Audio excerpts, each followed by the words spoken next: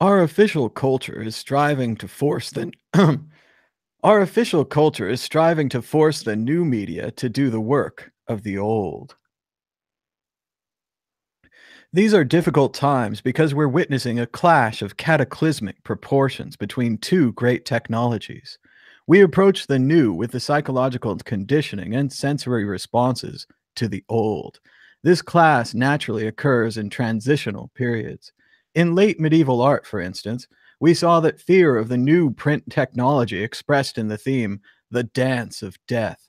Today, similar fears are expressed in the theater of the absurd.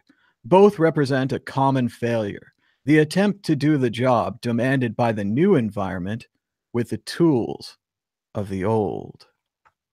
And this is the artwork he's talking about, the dance of death. You can see death is right there in the corner, in the other corner here, over here.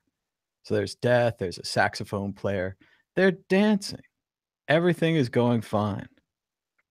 Oh, hello there. I didn't see you guys come in. Welcome to Bitcoin Talk Show. Good morning, Bitcoin, as we used to say, and we still say sometimes. Let's just get right into it. The price of Bitcoin is down 4.18% in the last 24 hours, with a last of 5,916, a high of 6,262, and a low of 5,855. That's $1 for 16,000. Oh, 17,006 Satoshis, rising higher. Not exactly good for Bitcoin. But as it says in the topics, this is Sunday Funday, the random topics welcome show on Bitcoin Talk Show. Be sure to give us a thumbs up and a share. Get ready to call in on Skype at World Crypto Network, all one word. But first, we're going to talk about the media. Let me have a little sip of tea here. Failed to do my morning vocal workouts. I didn't sing along with any music this morning, so my voice is like, what's going on? We've been quiet all night, and now it's time to talk again? I suppose it is. I suppose that it is. And let's just get it started. We did the price, and now we're going to talk about the media. This is a newspaper. Newspaper. It started out a long time ago with the invention of movable type, first used to create Gutenberg Bibles, great item, and playing cards, fun to gamble with. A little bit of both, a little bit of religion and a little bit of gambling, the printing press. Later, the printing press allowed us to recreate manuscripts without the help of monks. And as you know, the monks are great at copying manuscripts, but they often change them, which is a real problem, especially with a religious text. So we had these great printing presses and we could print words. And it started out small, the media. It started out with pamphlets. You may have heard of the Federalist Papers created by the founding fathers in the United States of America. The Federalist Papers were pamphlets about how America would be better with a constitution. They were in competition with the anti-Federalist Papers, who got stuck with a really crappy name. This started out for a while, and everyone could print their own pamphlets. You could print a pamphlet for your own little local group, for your own local cause. You could print them and you could hand them out. But then they started printing larger pamphlets, and they started printing them every day. And they didn't just hand them out for free. They charged maybe 5 cents or 10 cents for a newspaper. And then there became newspapers. And as we saw, America became a country of newspapers, learning all of their news from a daily, morning, evening, sometimes even afternoon newspaper. Now, there were different kinds of newspapers. There were muckraking newspapers, and muckraking newspapers get a bad name today because a lot of them were used just to start wars for rich people. The Spanish-American War, for example, the war with Cuba. William Randolph Hearst famously said, "You send the prose poems, I'll send the war." In a response to one of his reporters who said, "There's nothing going on in Cuba, but I can send prose poems and pictures." And Mr. Hearst replied that he would create the war. And at this point, newspapers changed and they became mediums that were controlled by big business. And big business decided what was written in the newspaper. And no longer were they pamphlets. And no longer were they small and controlled by their local governments or local peoples. Newspapers became statewide, national, mega national, worldwide, global. Newspapers became so big that everyone forgot about pamphlets and they forgot about making their own newspaper and they just gave up. And they said, I guess newspapers are owned by corporations and big businesses. And if I want to write something, maybe I'll write it in a magazine, or maybe I'll make a flyer, or maybe I'll make a pamphlet, but it won't be as popular as they used to be. That was the rise and fall of newspapers. And it's still falling to this day. And we could talk about the 80s and the fight of newspapers versus the online. But I really want to talk about newspapers on their own, newspapers in the beginning. They were once a democratizing force. The pamphlets allowed you to spread your own message. The early newspapers, the other side of the muckrakers, were people with positions and opinions. Union newspapers, newspapers that supported the union side, newspapers that supported the little guy, newspapers that were against the big businesses, newspapers that were out to investigate and expose. And naturally, you know what happened to all of these newspapers? They got bought by big businesses. All the investigative reporters were fired, and they went back to business as usual. The newspaper, as a democratic medium, died off. This is a radio. It plays music, but it also plays news. When the radio started, it was amazing. It was all over the nation. Anyone could turn a knob and hear a voice tell them about the news, or tell them about Sweet Ovaltine, or tell them about a radio show or a play or a drama. Radio was also a democratizing medium when it started out. Anyone could start their own radio station. All you needed was a small antenna, some electronics, maybe a microphone, and boom, you can say anything you want on the radio. Radio stations popped up and people had their own pirate radio stations. They played music, they played news that they wanted to play. They could do anything. And the same thing was true with the early radio stations and radio networks. They were all independent. It was an incredible democratizing technology, radio. Then what happened was the businesses started forming networks such as CBS. They bought multiple locations in multiple cities. Then they broadcast the same radio message on all of those stations. Radio became nationwide. Radio became worldwide. Radio is no longer that local technology that belonged to you. Radio belonged to the big businesses with the networks. You didn't just have to buy one radio station, you had to buy a whole pair of them. You had to buy a whole network if you wanted to compete. And later on, these networks used their powers to wipe out the small radio stations. Gone were the pirate radio stations. Gone were the hobbyist radio stations. Gone were a radio station that might promote your church's views or your views of charity or unions or the common man, anything like that. Gone, gone, gone. Radio was forgotten. Radio was a democratizing technology and a democratizing movement, and then it failed. This is a television. It's like a radio with a picture on it. You could now see as well as hear. This is great news for everybody. Now you don't have to walk around the house doing useful things, listening to the radio from the other room. You have to sit in one room, sit in one place, and watch that screen all day. This was great. Television, like everything else, started out as a democratizing technology. Anyone could have their own television stations. Anyone could broadcast television. Certainly, it wasn't as inexpensive as radio. I don't want to make that comparison, but it was possible. Additionally, the bandwidth, the stations were open. Anyone could broadcast. But the same thing that happened with radio happened with television. Television stations became larger and larger until television stations became networks connected with each other nationwide, worldwide. Television went from being a democratizing medium to being yet another thing owned by the big businesses. This is how media works. It starts out democratizing and amazing, then it becomes corporate and controlled. This is a computer. It's like a radio or a television, but you can type into it. So you can make it do anything. Computers started out in the 70s, 80s, and 90s, and the World Wide Web was much like the beginning of radio, television, and newspaper. You could make your own web page. You'd have it on GeoCities or maybe even your own server. When I started, you could make your own BBS. People could dial into your computer with their phone and their computer, and they could see the stuff that you have and download it and do electronic mail and door games and a lot of stuff. BBSs were wiped out as the internet came up. BBSs were independent, single computers, single people running this, sharing information, sometimes legally, sometimes illegally, sometimes political, sometimes non-political. The BBSs were replaced by the internet. The internet started out small and democratizing, even though it was created by the military. Everyone had their own server, everyone had their own place to telnet into. You could put your web pages on there, and they are all unique and separate and different. But slowly, the internet started down the same path as the other media technologies. You didn't want your web page just on one server, you wanted it on GeoCities. Someone else could host it for you. Later, you'd want your web page on Google or Blogger, something like that, where they're going to pay all the server upkeep. They're going to do all the technical work. You don't have to be involved. Now you can just float along at a higher level and not own anything. Once again, though, if you don't own anything, you don't own anything. It can be a real problem.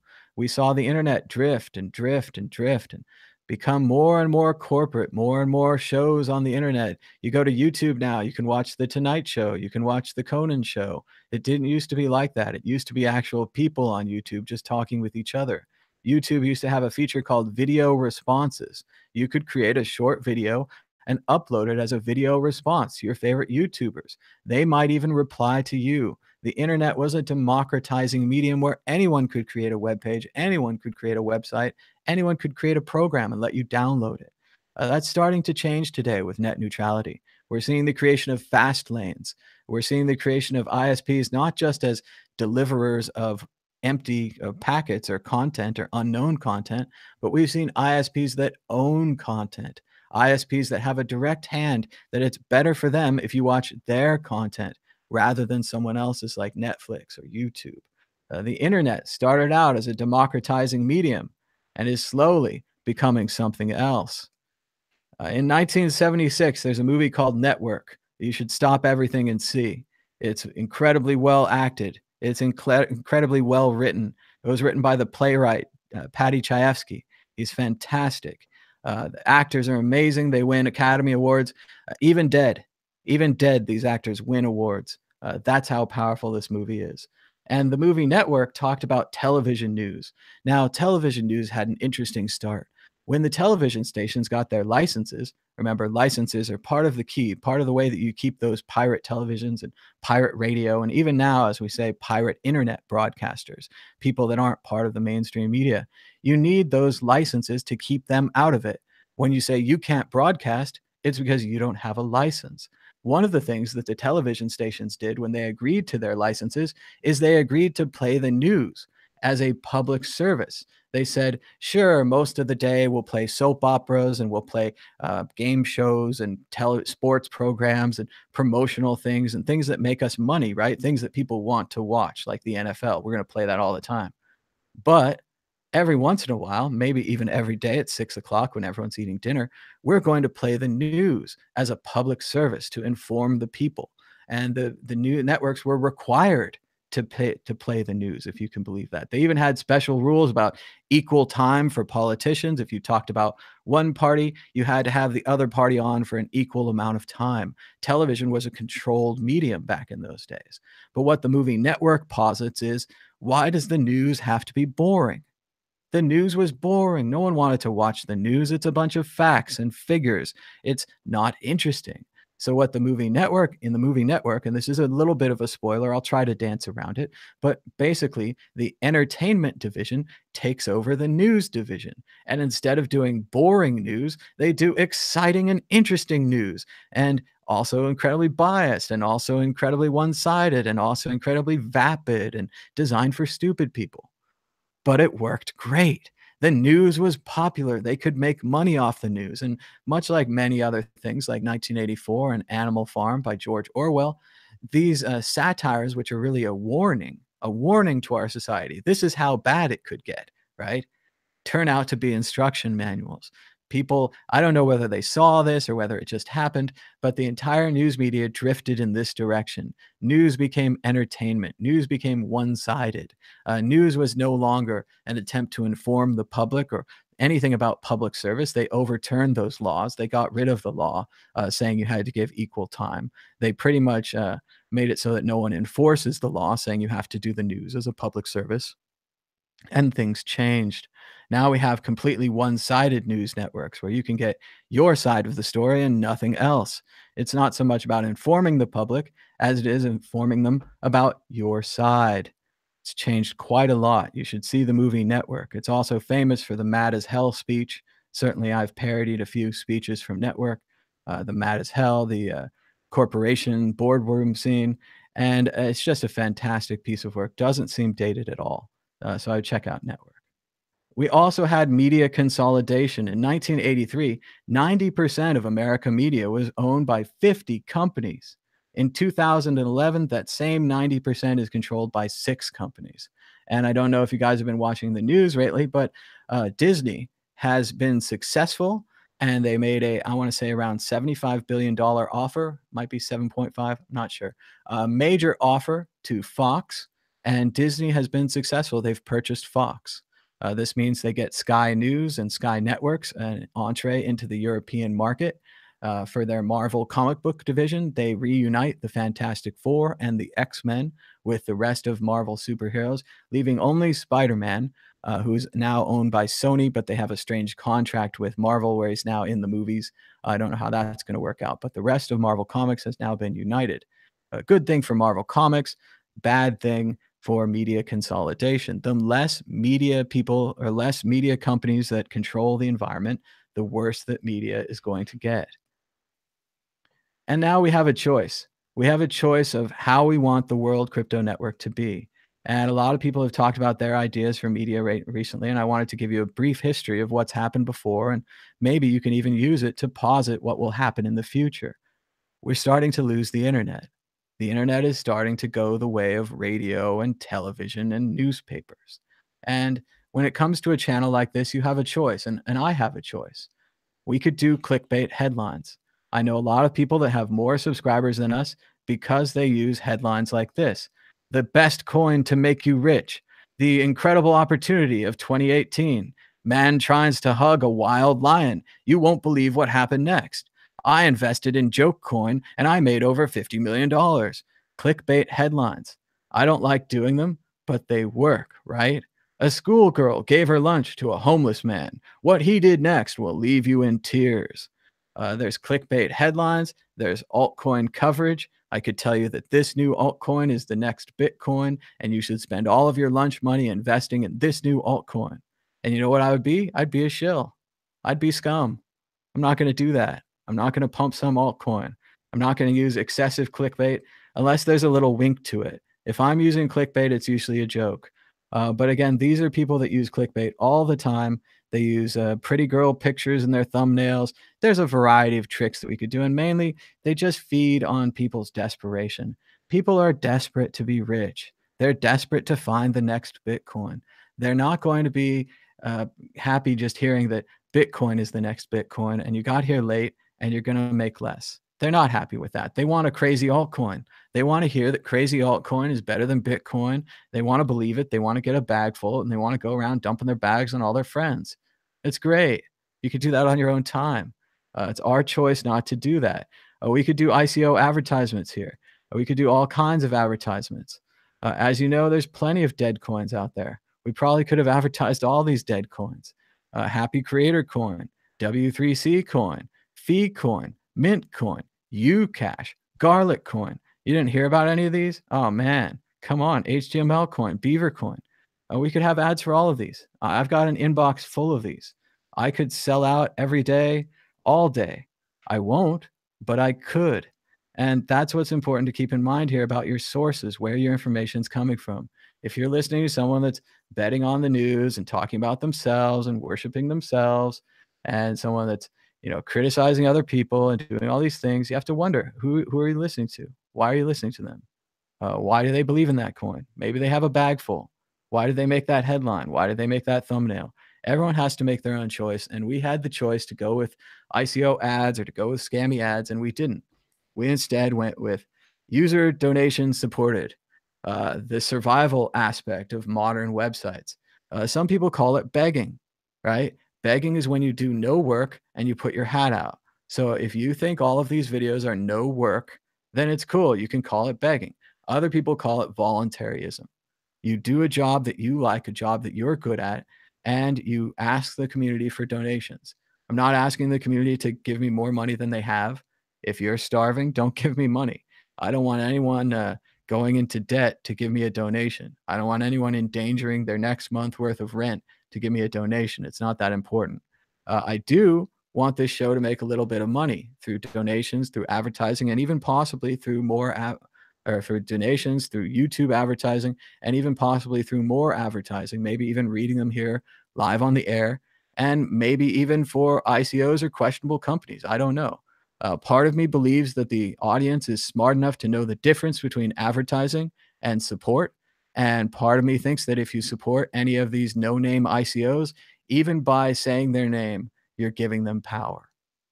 Even if you say, I was paid to say their name, it still gives them power. I don't know. I go back and forth on this. I wouldn't mind doing a show called the $2,000 ICO promotion show or something. And I'll just ask them all hard questions all day, but I'd tell you in advance that I was paid. But does that make a difference? Does that change everything? Would I be able to ask hard questions? I don't know. But we put these donation addresses up and we ask for donations because we don't want to sell the show out to ICOs. We don't want to give up doing the show. I think we're good at it. I think it helps people. I think it's a positive thing. I think people should look for their talents. And I've heard people critical of people who want to choose what they want to do. But this is not communism, right? In communism, and you might prefer communism, someone decided what job you would get. You took a test, you're good at math, you should be a computer programmer. Now sit in this cement box and never look out the window. Sorry, there is no window. There are no windows. Stay in your cubicle. Stay in your cubicle. Don't move around. Don't stand up. Stay in your cubicle. But if you didn't want to do that, if you wanted to decide what you wanted to do, thankfully we're in America and you can do anything you want. No one tells you that you have to do what they say you have to do. We don't have a comptroller. We don't have a master job assigner who says this is what you have to do. So if you want to take some time and go after your dream, whatever your dream is, and you want to put a donation address up saying, hey, this is my dream, I want to do this, I think that's fine. If you think that's not fine, don't donate. It's optional, but certainly it doesn't help to complain. We're keeping an eye on our Bitcoin donation address with the sad news that blockchain.info is going to combine their URLs into blockchain.com. Read more about what to expect. It sounds pretty bad if I have to know what to expect, but likely I'm just expecting that I forget to put in blockchain.com about 100 times and keep going to blockchain.info until you just start forwarding the domain name. But yeah, I don't know. They've had a confusing product and a confusing web page for a long time. I'm glad that the highly paid professionals they've hired have finally decided to combine their web pages together and make their thing make sense. We did receive a donation yesterday or today. Thanks so much to donor 0.00123386.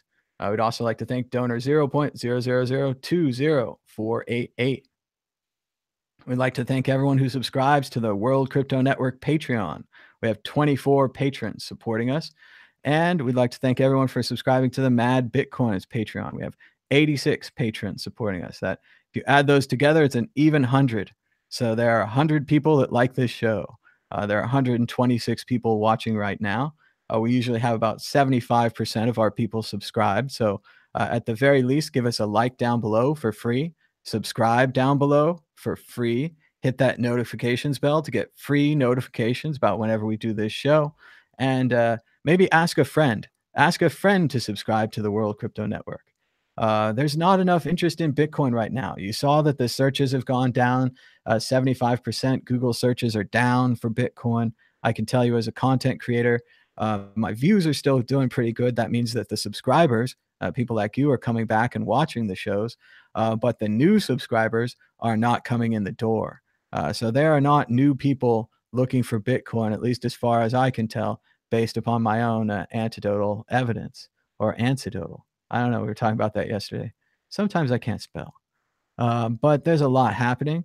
The price of Bitcoin is 5,862. Seems to be continuing on the downtrend. We had a bit of an up not too long ago where we went up to 68.41. Now we are down another $1,000 from there. So I know everybody was really bullish last week and you felt good. We had this nice potential recovery. I didn't feel good the whole time. I stayed on the sidelines, and now I don't like it, but sadly, yeah, if I bought back in now, I'd have more than I had before. But once again, no one knows where the bottom is. We're looking at these two lines matching each other, which is either a possible bottom or we're going down more. If this line here violates these other two previous lines, likely we are going to be going down more. Let's see. We're gonna go talk to the chat, see what you guys thought about media, get your ideas. But first, I want to complain about the Sacramento Kings. This is Sunday Funday. Random topics are welcome, and I'm trying to get you in the right mood by complaining about some random things like the media and now the Sacramento Kings. As you know, for a long time, I lived in Sacramento. Still think of it as my home. Still try to root for the team. I was glad that they stayed in town. I'm a little mixed now. I kind of wish maybe they'd gone to Vegas. That would have worked out for me. But they made a deal with the city. The city gave up all of their downtown parking revenue for the next 20 years. In exchange, the Indian billionaire allowed them to build him a stadium for free. Great deal for him. I think he might have kicked in some too, but really the city gave up their parking money. And if you know anything about self-driving cars, autonomous vehicles, you know that there is no parking money in 20 years. There might not even be any parking money in 5 years. So the Sacramento made a bad deal. It's going to get worse. But something else happened. There's this guy, Luka Doncic. He played in over in Europe for a long time. He's an experienced player, and he's ready to go. They said he had the lowest floor of any player in the draft. He was an easy pick for the Kings, who had the incredible second-round pick. Basketball is a lottery. You can get a cool pick, and then they lottery you with the other crappy teams, and one of the crappy teams gets a first, second, and third picks worth something. Everyone else gets lower picks. Depending on the amount of strength in the draft, your picks might be worthless. But the Kings had a good pick. They had second place. And they picked this guy, Bagley, who played for Duke. He's a very tall guy. I hope he's going to be good. But they didn't pick this guy, Doncic. And Doncic was ready to go. He's already been scouted since he was 13. He's been playing in the European leagues. He's ready to play tomorrow. He's good to go. He's not really a rookie, right? This is a no-brainer. This is an easy decision. This decision is so bad. After they passed on Doncic, the team that had the number 3 pick traded it to the team that had the number 5 pick in exchange for their pick next year. So they got 2 picks out of this guy, Doncic. All the Kings had to do is draft him and trade him, get 2 picks. They could have been smart. They could have gotten something out of it, but they didn't. They're stupid. They got used, and they look like fools. They went with this second pick guy who fit well for them, but wasn't the best available player. You have to get the best available player in a draft. You can't just pick what's available, what you want. Oh, we're missing a tackle, or oh, we're missing a guard. We're going to get a guard. Best available player. Give me a break, Kings. I know you guys don't like sports, but I just wanted to rag on the Kings. I think it's not just a bad sports decision. It's just a bad brain decision. It's like, what are you thinking? Like, you have this fantastic pick and you get this guy that you could have gotten with a lower pick. And meanwhile, the team that picks right after you trades their pick for so much more. That could have been you. That could have been you. So very much a bummer.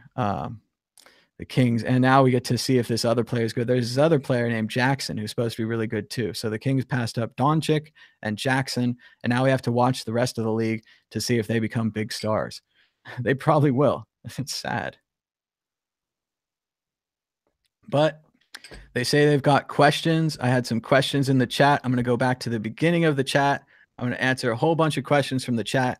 Then I'm going to open up the live calls. And remember, it's Sunday Funday. Random topics are welcome. So ask me a question about music. Ask me a question about REM. Ask me a question about movies. I agree. Bitcoin's important. It's going to change the world. I think it's super exciting. I've always been a fan. But the price is down now. You can't look at this chart all day.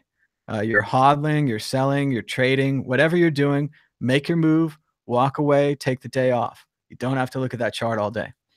You make your move, wait 24 hours, come back, look at the chart again, make another move. Let's see. So we're talking about English. It's a hard language. There's a lot of duplicate words. Live Stradamus asks, does every bear market feel like this one, that it isn't going to bounce back up? And I'd say that, yes, definitely the previous, I forget the year, 2014, 2015, but it was in January.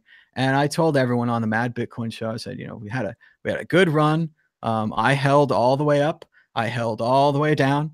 I was back to what I had before. I shrugged my shoulders. I had my number of Bitcoin. I was happy. I knew 1 Bitcoin equals 1 Bitcoin, but I had bills to pay and stuff like that. So I told everyone on the Mad Bitcoins here, I said, it's time to get jobs. And I went to San Francisco. I got a job with a Bitcoin startup. I did their community outreach for a little while, some advertising and stuff like that. Then that company didn't really work out. So I went and got a job at another Bitcoin startup. That company did pretty good. I was there for about a year, year and a half. Then that one didn't work out. And then it was time to move back home. San Francisco is just too expensive. But it was fun working for Bitcoin startups. And I would say that to everybody. If you got a good job, don't quit it. If you don't have a job and you're thinking you were going to live off your Bitcoin trading or whatever it was, that might not work. So you might have to get a job, or you might have to make some sells. You might have to sell some of your Bitcoin. I know it's a bummer, but if you don't want to get a job and the price is going to go down and you want to keep living, you got to have some kind of money to pay for food and rent and things like that. Otherwise, you're just mooching on other people. It's no good to be. I mean, maybe you're like, oh, I'll just stay on my buddy's couch forever. But if you do that, provide some value to your buddy. Wash the dishes, do the laundry, mop, sweep, get some work going.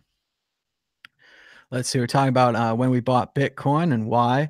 IBLB, so I don't know how to say your name, was excited when he learned that it was unconfiscatable, borderless, immutable, and censorship resistant. And I agree. Those are exciting things about Bitcoin. And talking about languages, how they're difficult, and different problems we've had with debt and Bitcoin and all kinds of things. Thought there was a old question in here. Dang, I can't find it. Okay, so somebody asked about some old people from the World Crypto Network, and I'll try to just remember the question from memory. I'm not sure where it went. Let's see. Oh, I see that the chat disappeared. I can't scroll back to where it was. Cool. Okay, so the question was, what happened to Chris Ellis, Feathercoin, Bitcoin not bombs, and maybe something else? Ask me. So, okay, so Feathercoin technically is still around. Feathercoin was an altcoin, was created back when there was under 10 coins. Litecoin was created to be Bitcoin's quarter, the silver to Bitcoin's gold. Feathercoin was created to be Litecoin's quarter. It was 4 times the amount of Litecoin. It was an eighth of the Bitcoin, something like that. It was supposed to be a fun Litecoin for tipping. Feathercoin had the first idea to make their coin about community and tipping, especially led by Chris Ellis, who was the community manager or outreach for Feathercoin. This was before Dogecoin. A lot of the Dogecoin ideas at the time we posited, and later the Dogecoin guys admitted they were inspired by Feathercoin. Dogecoin was inspired by Feathercoin, not the doggy logo, but the community and the tipping. The ideas of Feathercoin, community, and tipping later became the ideas of Dogecoin, community, and tipping, where they raised money for the Jamaican bobsled team to sponsor a race car, the other things to help people to do a charity, things like this. These Dogecoin ideas came from Feathercoin. So Feathercoin's still technically around, still technically has a price. I don't think it's much less than it used to be. It was pumped recently, maybe in the Tether thing, something like that. The developers are still working on it. I think it's the same crew. Maybe they took a few years off and then realized the value of what they'd made back then. No one knew that these little coins would be worth anything. So that's pretty much what happened to Feathercoin. Chris Ellis, a good friend of ours, he had some problems with tinnitus, ringing in the ears. That made it very hard for him to do YouTube videos, especially interactive ones like this with headphones and people talking in your ear. He just couldn't take that. He was working for Bitfinex for a while, and now he's working for Digital Bitbox. They create a very cool little Bitcoin hardware wallet, and they're also doing Bitcoin full nodes.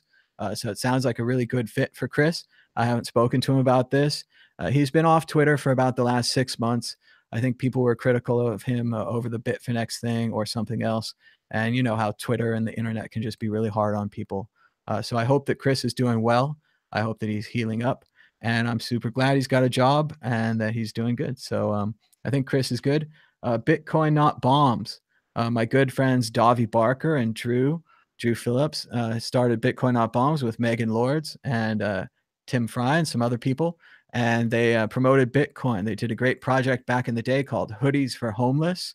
We raised a bunch of money by selling hoodies. For every hoodie you bought, we would give one away to the homeless in San Francisco. I went with them one day and we handed out hoodies and sandwiches and so forth to the homeless in San Francisco. They were very happy, but they were also reselling the sweatshirts on the street 20 minutes later. So helping the homeless is always difficult because sometimes they don't want your help, or sometimes they use your help in a way that you hadn't planned. Maybe you plan to keep them warm with a sweatshirt, and they plan to trade that for a bottle of whiskey. But they have to make their own choices. As far as I know, Bitcoin Not Bombs is still around a little bit. Davi did start writing kind of like zombie libertarian Cub Scout books. So if you have a young kid in your life and you want them to read libertarian ideas and learn about scouting and zombies, check out Davi Barker's series. I'm blocking. I don't know the name. They're kind of like Porkfest Scouts. They're like libertarian Boy Scouts. It's great stuff. Davi's really creative and some great stuff. And he's on the third book of that series. It's like a young adult book series. You can check that out. And Davi's been going to a lot of zombie conventions and liberty conventions to sell these books and to talk to people that read them and to sign them and stuff. So I think Davi's doing really good. I'm not sure what Drew's up to. I think he's down in Arizona. I'm not sure that Bitcoin Not Bombs is very active now. They were big into selling pins and selling T-shirts, and they were kind of the only game in town back in the day. And it was especially great that they were focused on charity and that they were focused on spreading the good that Bitcoin can do. So I think they're a great organization. Uh, I don't want to throw them under the bus, but a lot of my libertarian friends have been swayed by the Bcash. I don't know whether yesterday someone was telling me that, you know, some of them with a name like nomorewar.com had been bought by Bcash, and maybe it was a lot of money and it's a good deal, and maybe it's not a lot of money and it's a bad deal. Either way, it's always bad when you sell your allegiances. It's one thing to have advertising, it's another thing to completely sell your allegiance. And I don't know why the libertarians are fooled by Bitcoin Cash. I think they were never big computer scientists. They never cared about the Byzantium generals problem. It's not important to them. So if you offered them, you know, we're just going to double the block size, I think it seems really simple to them. And it seems like we're saying on the same page. But if you tell them that we have to do the Lightning Network and we have to do layer two solutions so that we can get to, you know, millions and millions of transactions rather than tens of thousands, maybe they'd get it, maybe they wouldn't. I don't know. But a lot of the libertarians and a lot of the libertarian groups have drifted to Bcash. And it also probably doesn't help that Bcash is just pulling up with a truck full of money. Say what you will about Roger Ver. He puts his money where his mouth is. He's not like these other Bitcoin billionaires or Ethereum billionaires or whatever it is who just sit on the sidelines on beaches doing nothing. Roger Ver gets out there and invests in the things he believes in. And does it sound like I want to be a Bcash supporter? Maybe it does, just a little bit. Imagine having a salary to promote something that you like and something that you love. Roger does that for people. Roger believes in the power of the media and invests heavily in Bitcoin.com and his other properties. Meanwhile, we have these other Bitcoin billionaires. They say they support Bitcoin. They say they support SegWit, but where are they? What are they doing? I mean, I've been doing videos for 5 years. I've never heard from them, right? And maybe you just got rich recently and your 1 million became 100 million. And you don't know what to do with it. There's no reason you can't give a grant to the World Crypto Network. We believe in what you believe in. We're not looking to sell out. We're not looking to change our sides because you gave us money. We're looking to keep doing what we're doing. And that's that. And if we can get some funding, hey, we could even pay people for doing this. It would be amazing. So I would like to see that. I'm not sure why we're not seeing it. I'm not sure. I think there's just so much greed. And maybe I don't know where the greed comes from. I don't think the cypherpunks are greedy. I think the cypherpunks just don't care about money. They're like, yeah, I got, 100,000 Bitcoins and now I don't have to work anymore. And I just code on my project all day and I'm happy. So I get it. They don't care about the community around them. But still, if you go over 10 million, and you go over 100 million, you're like, what am I going to do with this money for the rest of your life? Think about your community. Think about contributing. It's possible. We could work on this together. We could make this bigger. Or we could just let Roger Ver win. I mean, we know he's going to spend the money. We know the other people, the altcoin people, the Ethereum people, they all spent money on marketing. I sit here all day for 5 years talking about how Bitcoin doesn't have a marketing agency and maybe we should get one. And we watch the incredible success of Ethereum, the incredible success of altcoin number one and altcoin number two and altcoin number three.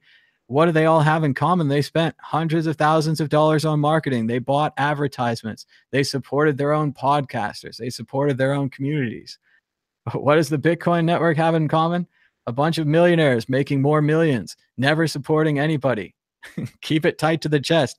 The only thing they support are businesses that they think will make more money.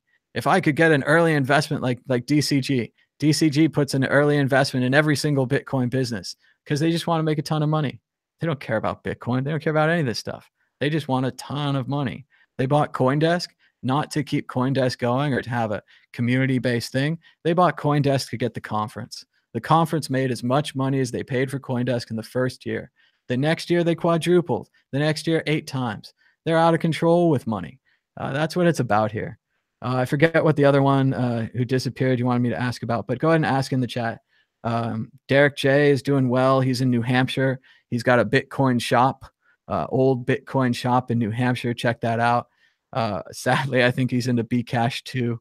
I don't know. Part of me is like, if I could talk to these people about the Bcash, if I could just, grab onto their lapels and kind of shake them until they get the knowledge, something like that, or I could explain it so much that they'd realize that they've been taken. To me, even the fact that they're stealing the name means that you've been taken. Oh, you're on the team that's stealing the name. I just feel bad for you. Like, there's no scientific argument you can stand on after you're stealing the name to cause brand confusion. That's just garbage. Shout out from We Smoke Bitcoins, $25 super chat donation. He says, smoke weed. And maybe that will solve the problem. Who knows? But we're looking for more questions. We're looking for more random topics. And I have threatened it in the chat. I will talk about Rick and Morty nonstop for the rest of this.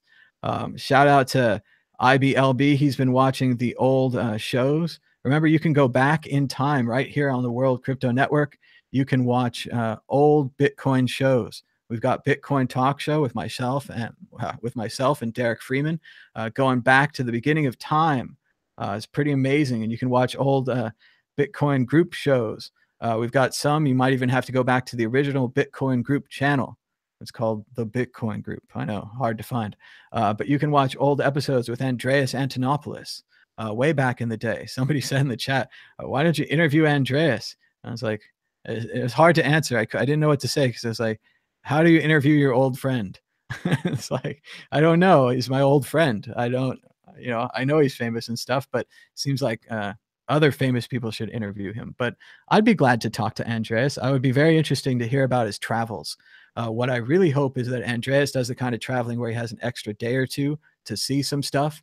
But what I'm afraid is he might do that kind of traveling where you see the convention center and the hotel and then you leave. And convention center, hotel, and you leave because that ain't traveling. I know people that do that. And they travel, dozens of hours, many hours on an airplane to get to the convention center, to go to the hotel, and to leave. I don't get it. I don't see it. So let's see. Oh, what's going on here? People talking about their channel, millionaires. Let's talk about Tim May, Ian Goldberg, and Samir Perek. Okay, so sorry about the name. I don't know how to pronounce anything, but no, I don't know who those guys are. Maybe you should tell me. Let's see. When Lambo? Well, you just got a dollar cost average till you get a Lambo. I'd rather have a Prius or maybe a Tesla. I kind of like the Priuses. Okay, this guy says the bottom is 5,200. That's good. He's time traveled to see that. Let's see. Bitcoin news. The Bitcoin news is that it's Sunday. There is no Bitcoin news on Sunday. Just stop looking at the price. You don't have to look at the price all day. You have choices. This guy knew about RV since Art Bell in the 90s. I don't know. Oh, I guess remote viewing is RV. It's not recreational vehicle. I've known about recreational vehicles for a long time. Audio video tweaker doesn't like learning about radio. Oh, that's too bad. It's nice. He says I should do audiobooks. A history lesson. It's almost like someone should just go watch something else. There's only a billion channels. Radio is old tech. We have MTV now. Yes, video killed the radio star. And then the videos killed their own channel. We don't have music videos. I was watching some kind of Japanese or Korean music videos in a restaurant yesterday, and I was like, man, I really envy their music video culture. I wish we still had that. I wish new artists still made videos. Weird Al did some a few years ago. He did a whole series of videos with his new album, and it went crazy viral. So I don't know why people wouldn't.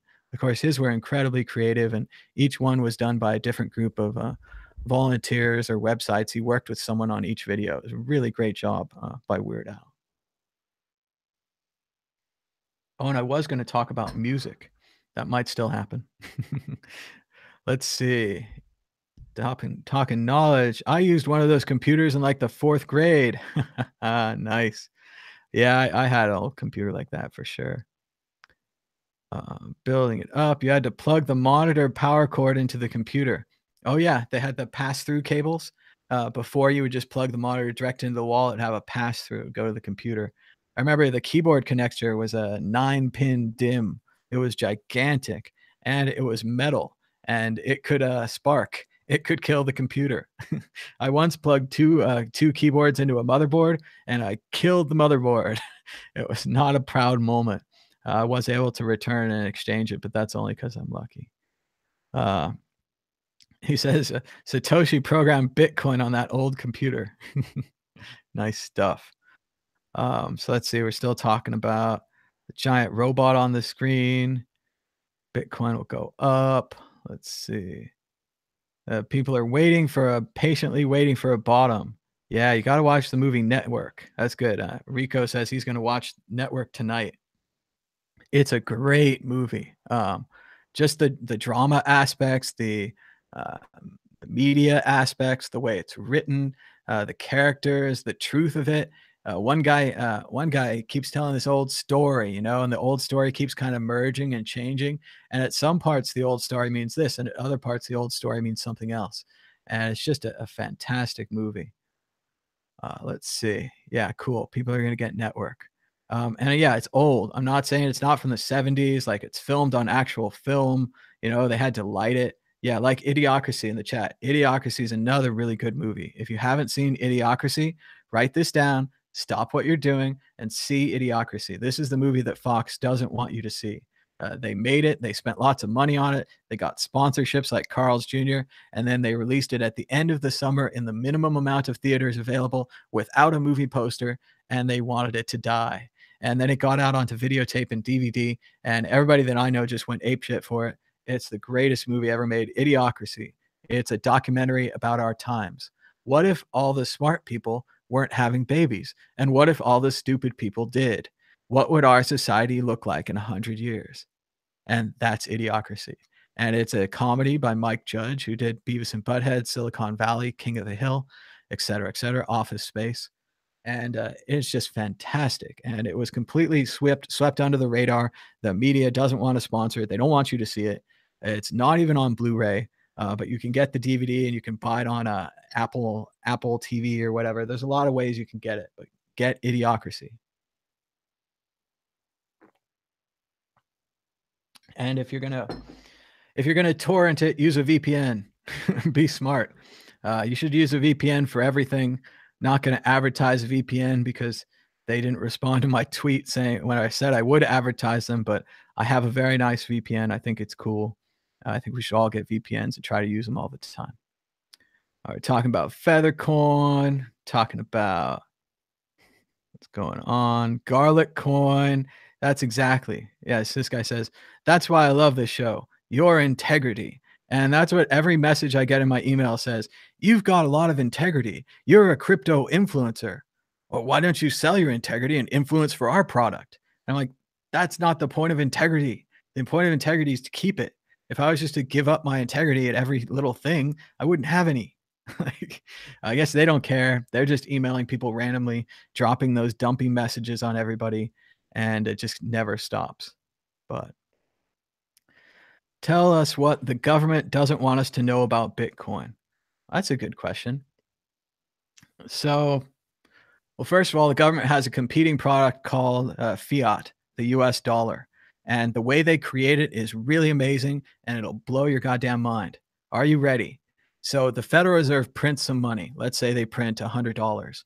They print the $100 and they drop it in the first bank. And that bank takes the $100. And instead of like you're just saying, oh, I'll bet they loan out $100. That's what you're saying at home. No, no, no. They put that $100 in an account.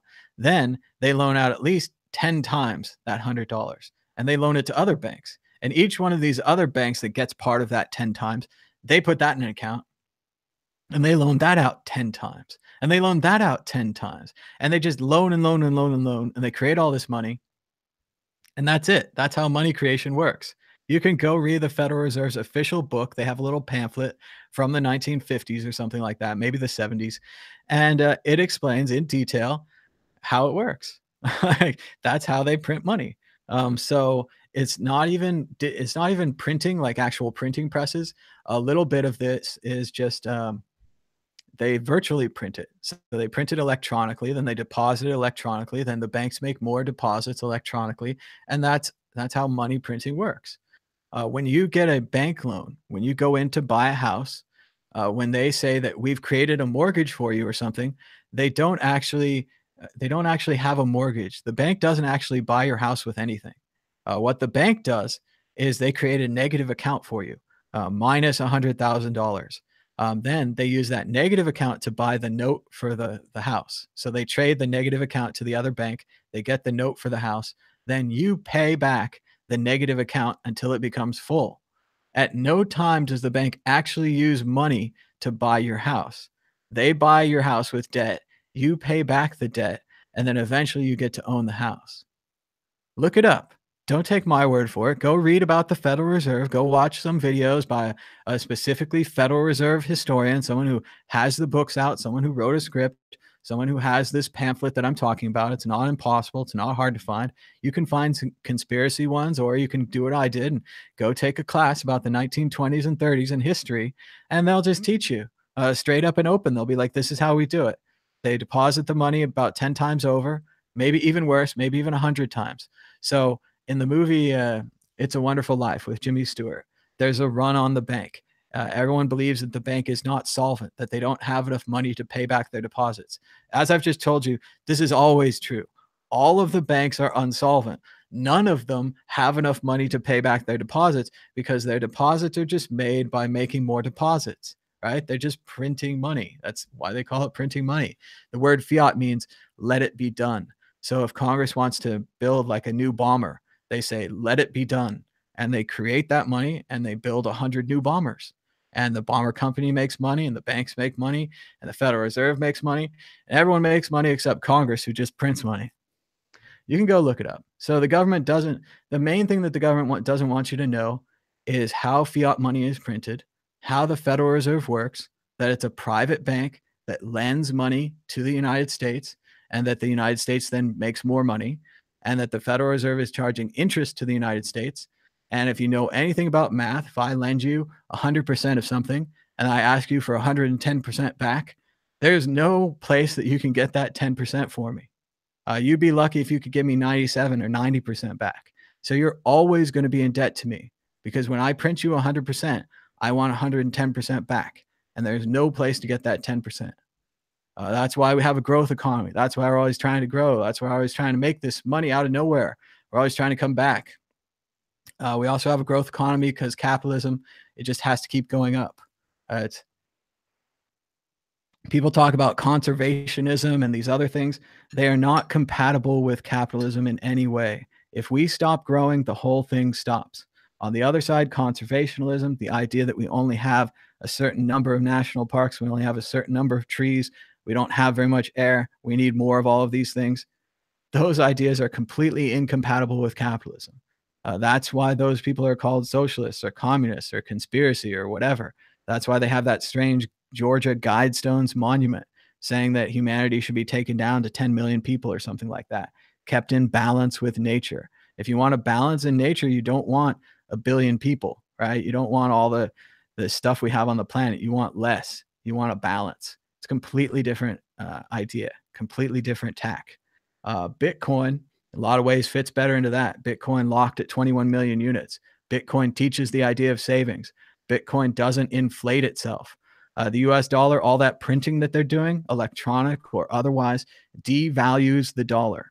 If you had a house in 1920 that was worth, say, $100, and 100 years later, you try to give that house to your grandson, that house is now worth $20.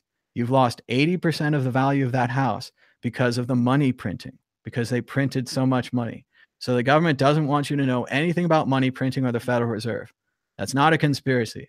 This is just a simple fact. They don't want you to know.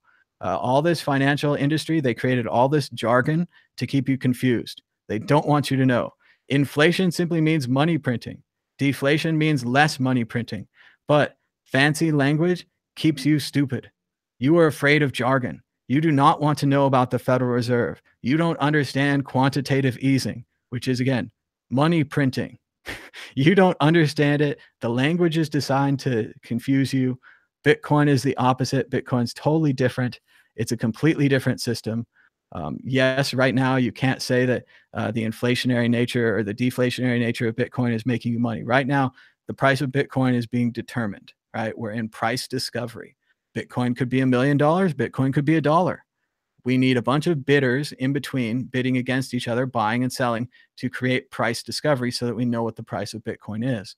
Once everyone in the world has woken up to Bitcoin and everyone in the world has had a chance to decide whether they want to buy or whether they want to sell or whatever it is, then we'll start to understand the price of Bitcoin.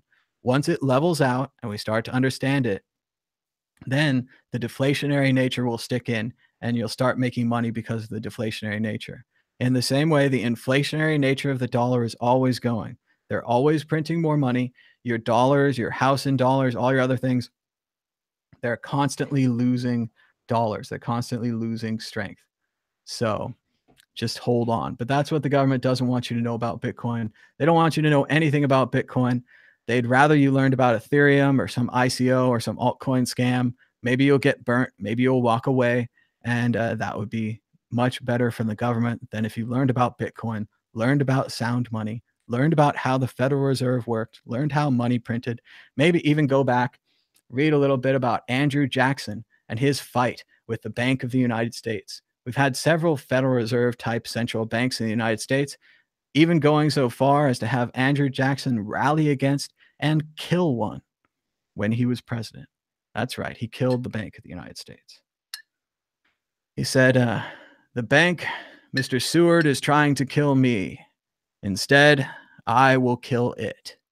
And Andrew Jackson, very interesting character, incredibly unfortunate events with the Trail of Tears and the basic genocide of the Native Americans, but also a general in his own right, a fighter, a dueler, a man with multiple bullets inside of him from fighting duels, many of them over the honor of his wife.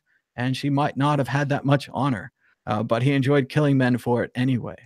He was a wild character, but I celebrate him for killing the banks. I think it's worth knowing about. I think the fact that we've killed banks before means that we can do it again. And I think it's worth reading about. I think that history is important. If you don't know history, you're doomed to repeat it. That's personal. But thanks for the question. Probably told you way more than you wanted to know about why the government doesn't want you to know about Bitcoin. If you disagree, let me know in the chat when I get down to it.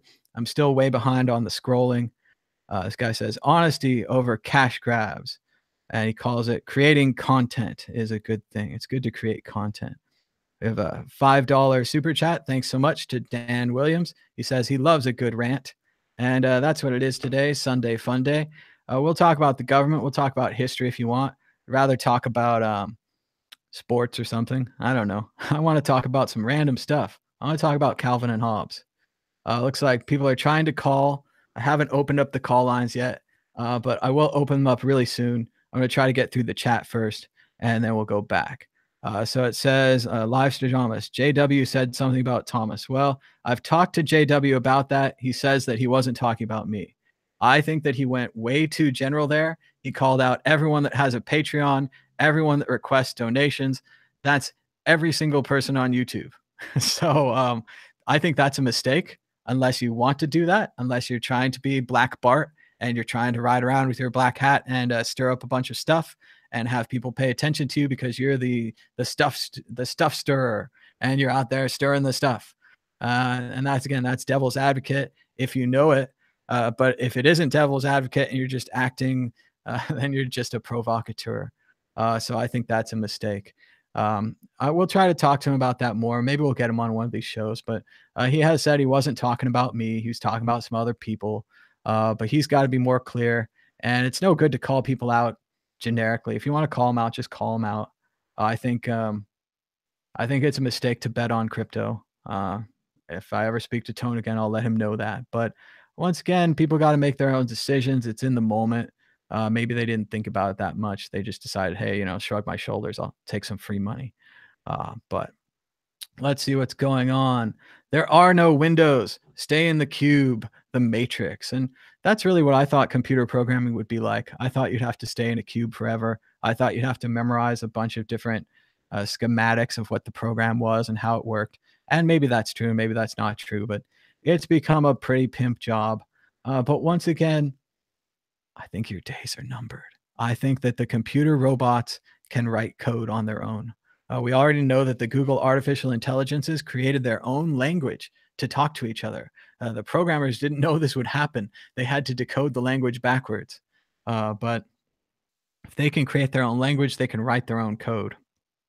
So keep your eye on that. They're even saying the robots are ready to write sports writing articles, entertainment articles. They're working on robots that can write books, songs, plays, everything. Every single job, smart, dumb, otherwise, the robots are coming for it. If you want to read a book about this, go back in time, read Kurt Vonnegut Jr.'s very first book, Cat's Cradle. Cat's Cradle, he talks about the problem of the future, which is gangs of people without jobs going around and smashing the robots. Sure, we have robots that fix the robots, but this slows down production.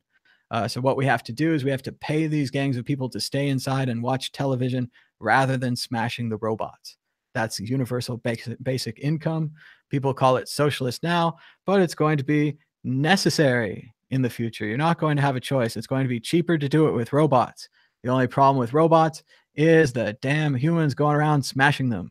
Yeah, we can have security robots. There's robots on robots options there. But I think the simplest large-scale solution, as Mr. Vonnegut suggested more than, 40, maybe 50 years ago, maybe 60 years ago, this book was written. It was his very first one. And yeah, he says, just pay him to stay home. And he was talking about having them watch TV. We can do one better. I'll put them in virtual reality. Everyone goes into VR. The robots do all the work. It's not that long from now. So really think about it. Are you still a socialist if the robots do all the work? Who's a capitalist? Who owns the robots? Who gets the benefit from all this robot work? I don't know. We'll see. Let's see. Going through this. David says, I heard an interesting point that the CME futures won't want Bitcoin below $100 billion or they'll have to stop. Is that true? What I've heard, and I think it's mainly been Andy Hoffman talking about this, is there's something about the banks where if a market's over $100 billion, they think it's a mature market and worth investing in. If the market falls below that, they think it's an immature market and not worth investing in. I think it's just a random choice that they chose that number or that level. So in that way, when Bitcoin is above that level, Bitcoin is playing in their league and they have to pay attention to it. If Bitcoin falls below that level, it's not in their league and maybe they can wait a few years. I think that Bitcoin's right on that line. So we do go above it, we do go below it. So I think they're having to make their own choices. I don't know for sure, but I do know is probably what Andy would say. If we make a convincing break above 100 billion or a convincing break below 100 billion, that the banks will choose their decision based upon that. So if we break out, I imagine they'll all jump in. If we fall down, I imagine they'll all wait 2 years. Once again, if a single bank decides to be risky and decides to break out from this and do their own thing, then they will have the chance to be the first mover, get the first mover advantage. They could buy a lot of Bitcoins as opposed to the other banks who will get in later. So what you really have to ask yourself is, how good are the deals that these banks have agreed on with each other? How much can they trust each other? I think not very much. I think that one of them is going to give up and buy Bitcoins as a reserve. The other ones will learn about it, will secretly begin buying Bitcoins as reserve. Somebody will announce it publicly that they're buying Bitcoins as a reserve, and then everyone else will have to jump in. So that's one of the reasons why people say the price could go up crazy, is if we had institutional buying and competition amongst different institutions. That would be a big, good, positive news for Bitcoin. So yeah, I don't think they'll have to stop. I just think it's kind of a magic number they're keeping an eye on. So it's better for Bitcoin if we're above that. So people were saying with the Google searches in 2014 that eBay and Amazon will accept Bitcoin. We got pretty close on eBay. PayPal flirted with the idea of taking Bitcoin for a long time, even with the idea of maybe converting their whole company over to use Bitcoin instead of whatever PayPal is, database coin. Of course, if they did that, you could easily make a copy of PayPal using just the Bitcoin, and then PayPal would be in real trouble. So it's once again, it's like the GM thing with the electric car, the EV1. You can't have an EV1 because it makes the Hummer look like a gas waster. So just can't do it. Let's see. Can the banks influence the market with that low volume? Well, I think that's part of what they're saying about the $100 billion market thing, is that once a market is up to $100 billion, it's hard for a large player to influence it. So I think the banks could get more interested that way, just because of the size of the market that's so big. Let's see. People are complaining about the show, even though it's free. That's too bad. And again, it's a different kind of show. This is the Sunday open show where you can talk about anything. If you don't like that, you only want to hear about Bitcoin, just try again on Monday. No problem. Let's see. Got a lot more chats. They started scrolling by. I'm trying to get back to where I was in the chat. Let's see. All right, let's see here. Davi's a cool guy. Shout out to Davi Barker. Right on. Rico's in the south of France. Very cool. Like to check that out. Hoodies for whiskey. Lol. And New Hampshire takeover by Roger Ver. Yeah, they're right. I guess they're doing the Pork Fest convention this weekend. A lot of people are up there in the free state of New Hampshire. And I think Pork Fest is one of those major institutions that's been bought out by Bcash. The libertarians don't really care where their computer code comes from. They seem fine if it comes from Roger Ver and Bitmain and the major miners, or if it comes from the community of open and free Bitcoin programmers. They have to make a choice. And Scott Valdez says, not this libertarian, not the smart ones. So there are libertarians that agree with me that Bcash stole the name, and Bcash is a technically inferior project, and taking sponsorship from Bcash makes your whole brand weaker. Pretty lame. Let's see. People sold their allegiances for under 10K. And again, I think he's talking, I mean, personally, I've talked to him, and I think he's talking about a group that is against war. And I know those guys too, or those gals. And they're very good people, and they want to end war. And I agree with that. I think they have a good motive. But like he's saying, yeah, they might have taken $10,000 worth of Bcash. They might have taken some Bcash, but you've got to understand how hard it is as a content creator. No one's supporting what you do. Lots of people say nice things. Most people don't back it up with money. You got these billionaires and 100 millionaires out there living on beaches, supporting other projects, investing in companies. No one invests in the ecosystem.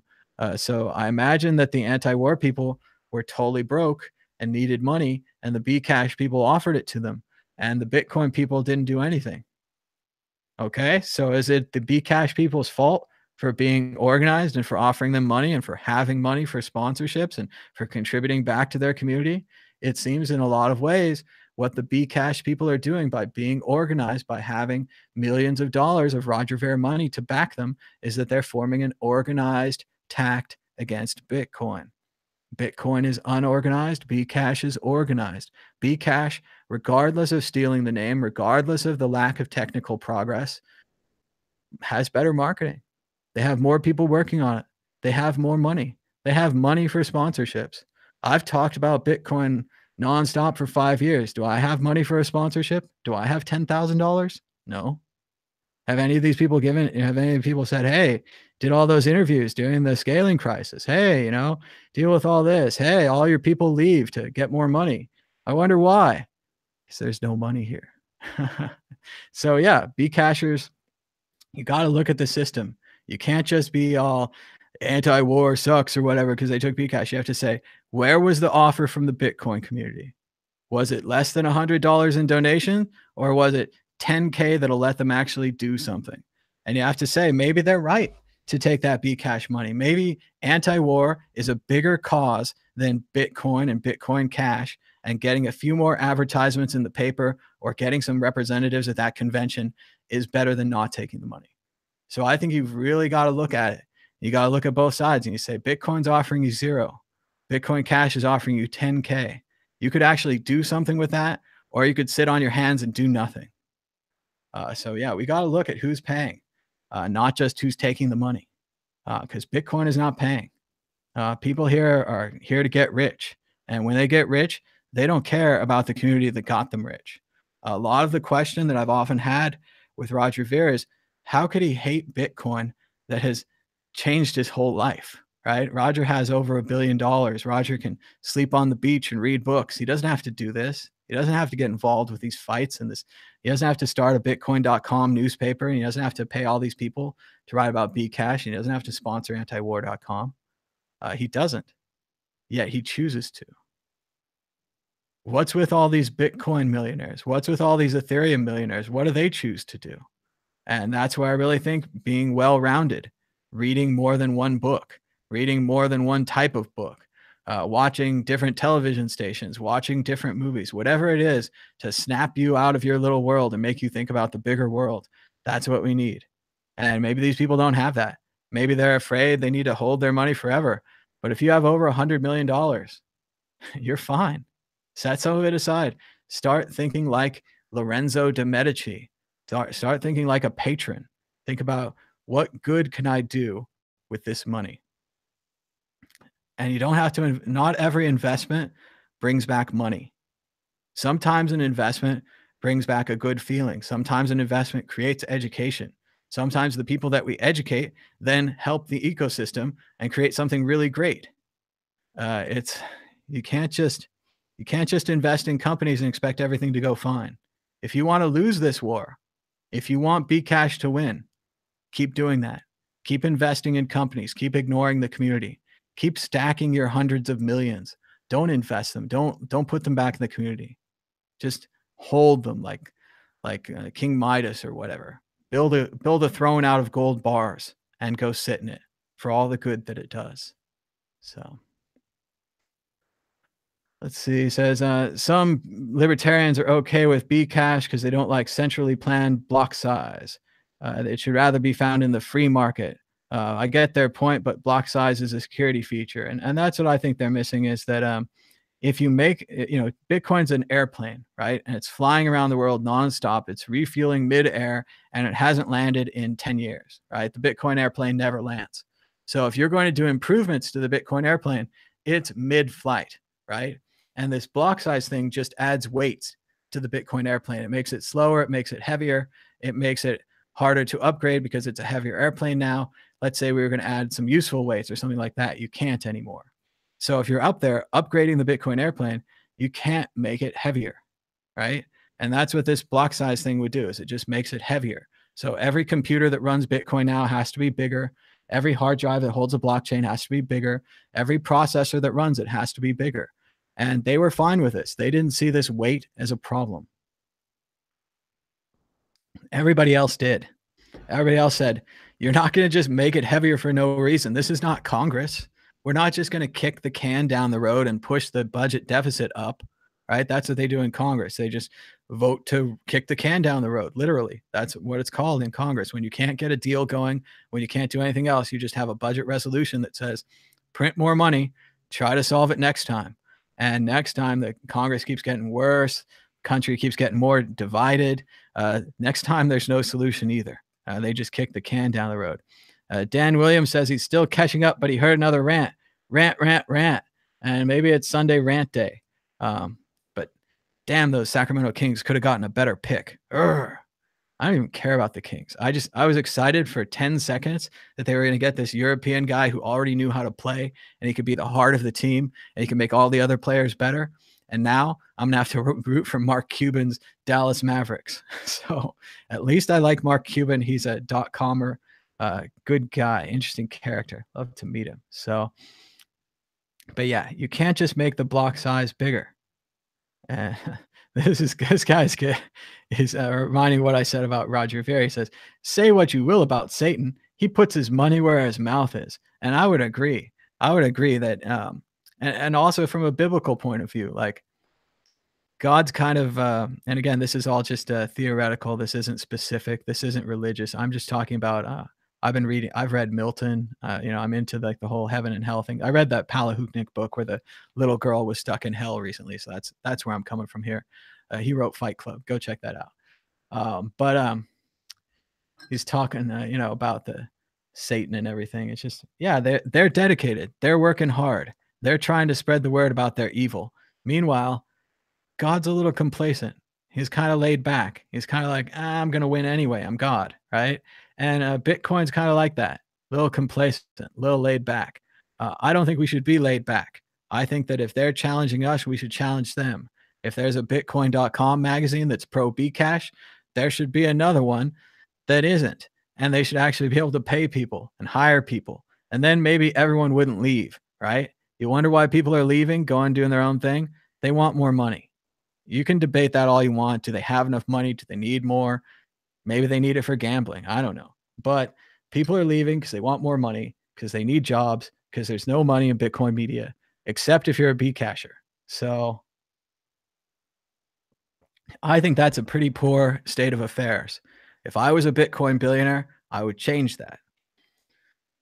Instead, I have enough money or whatever to free myself so that I can do this and I can have a good microphone and I can talk to you. And if you guys like it, you can support it and I'll keep doing this. If you guys don't like it, I won't keep doing it. Well, I'll probably keep doing it anyway. You don't have to listen though. You can go listen to something else. It's me, boss lady says she's looking for good reading material for her little doges. Was that Dobie? And I don't know, maybe that's a Anchorman 2 reference. I do love Anchorman. Anchorman 2 is good stuff. Network, not really a children's movie. Excuse me. Idiocracy, not really a children's movie, though I would show it to teenagers. I think teenagers need to see Idiocracy. I think it's more important than high school. I think Idiocracy is more important than high school. So I would check that out. But let's see. More questions in the chat. This guy asked Roger for free merch. I asked Roger to sponsor the Mad Bitcoin show way back in the day when I was just starting out. And I even said, hey, you could advertise, I'll sell RAM for you, or that, he sold memory dealers. That was his big website back in the day. And I was like, hey, maybe you could give me some cheap RAM, for my computer or something, anything, right? I was like, I do these Bitcoin shows every day. I love Bitcoin. He said, I don't know why more people don't watch your show. And I was pulling my hair out. I was like, don't know why more people don't like watch your show. And Roger liked the show. Roger's a Bitcoiner. He liked Mad Bitcoins. It was fun back in the day. But he couldn't get himself to support it because Mad Bitcoins was too small. And if he advertised on Mad Bitcoins, he wouldn't get his advertiser dollar out of it, right? You see the greed? You see the wealth? In reality, if you want to support the community, you have to understand that sometimes you're not going to get your money back. You're going to get good feeling, or you're going to support something that is valuable in the future, or something that people listen to in the future. Yeah, maybe not a lot of people listened to me then, but there weren't a lot of people in Bitcoin either. And I kept going. I kept doing shows with no sponsorship, no advertising. And I could have had advertising and I could have sponsorships and I still might. But until then, until now, I keep going despite not enough people watching or whatever. You have to believe in something. You have to believe in the community. You have to invest in the things you believe in. If you believe in nothing and you just want to make money and you don't care about this community, you better not hold Bitcoin because it might not win. And if Bitcoin doesn't win because you didn't invest in it, you had a part in helping Bitcoin not win. You said, "Oh, I'm rich enough. Forget about everyone else." And again, selfish, greedy. But again, if you're a capitalist, you don't care. If you're a libertarian, you don't care. I mean, if you care about people, you're some kind of socialist, right? Let's get our definition straight here, right? Caring about people, caring about the community, socialism. Caring about yourself, being greedy, capitalism. Being greedy without a government, libertarianism. I don't know. Disagree. Argue with me. But we're going through the chats. And yeah, it's me, Boss Lady says greed comes from a fear and a scarcity mindset. And you got to figure a lot of these people that are crazy rich now, maybe they weren't crazy rich before. Maybe they're not prepared to be crazy rich. Maybe they've never read any books about the de Medicis and all the amazing stuff they're going to be able to do in the Renaissance. Leonardo da Vinci. Remember when he was working at Subway getting money for his inventions? No, because he had a Patreon. And the patrons supported Mr. Da Vinci while he sat in his lab and made inventions. The Renaissance, the world of art and science that flourished from Florence. How do you think it happened? Patrons, patrons, patrons, patrons. The rich helped those who were on their way up. They wanted a better society. They weren't just greedy. They didn't just want businesses that could make money. They invested in education and the arts. Da Vinci and his inventions, the painters and their colors and their art that inspired people. They did something bigger with their money. They did something better with their money. They didn't just try to make more money with their money. They were more creative than that. They thought about it more. They thought about it generationally. They thought about it. If you think about Rockefeller and Carnegie and you compare the two and you say, gosh, they both kind of did it their own way. Carnegie came up and started buying up all of the mills and doing all of the mining and controlling it. Rockefeller vertically integrated Standard Oil. He owned the oil refineries. He owned the oil production. He owned the gas stations. He owned the trucks that took the gas to the gas stations. He owned the entire network and he made the most money that way. And when Rockefeller was done, he handed his money off to his children and they each became greedy and rich and lasted for generations. When Carnegie was done, he donated all of his money. Carnegie built libraries. He built schools. He gave to education utilities. He gave to existing schools. He built buildings. He built classrooms. If you go anywhere in the world today, you'll find a Carnegie Mellon Center. You'll find an old Carnegie library, maybe even in a beautiful building on the outside, as well as books on the inside. That's the choice you have to make. Do you want to be a Rockefeller? Do you want to be a Carnegie? Carnegie gave back. Carnegie gave back. They're both criminals. They did anything to make that money.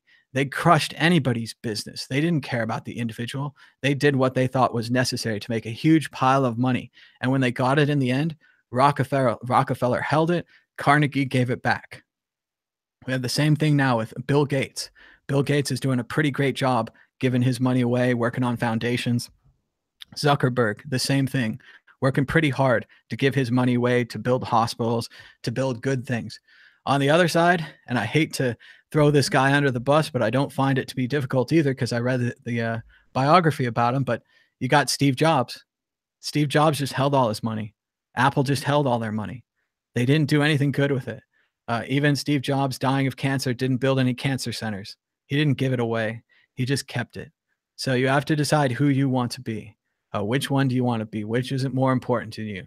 Dying with a huge pile of money like that Ripple guy who had $500 million, didn't even bother to write the keys down on a piece of paper, put it in a safe for his family. All $500 million lost. Generational wealth. Could have changed his family for generations. He was so greedy. He didn't even write it down. He was going to live forever. He was that greedy. So you have to watch out what you're connected to. If you're connected to nothing, if you believe in nothing, if you believe there's nothing in the world, you're going to get nothing. So here's a question. Do you think we need B cashers back in and buying BTC? I think it's a good question. But I want to say, sadly, no, we don't need the B cashers. I welcome them back. If you went to Bcash and you figured out you made a mistake and you disagree with it now and you want to change your mind based upon new information, I welcome you back. But I don't think that the Bcash group is big enough to move the needle. I don't think that if all the Bcashers stopped today and all turned in, it wouldn't matter much unless Bitcoin.com started supporting Bitcoiners and started supporting pro-Bitcoin causes. Then we'd have a billionaire on our side again. But other than that, no, we need normal people. We need normal people all over the world to get into Bitcoin, to think that it's cool, to learn about it, to get the details, and to buy $100 worth or whatever, or $100 a week, that kind of thing, dollar cost averaging.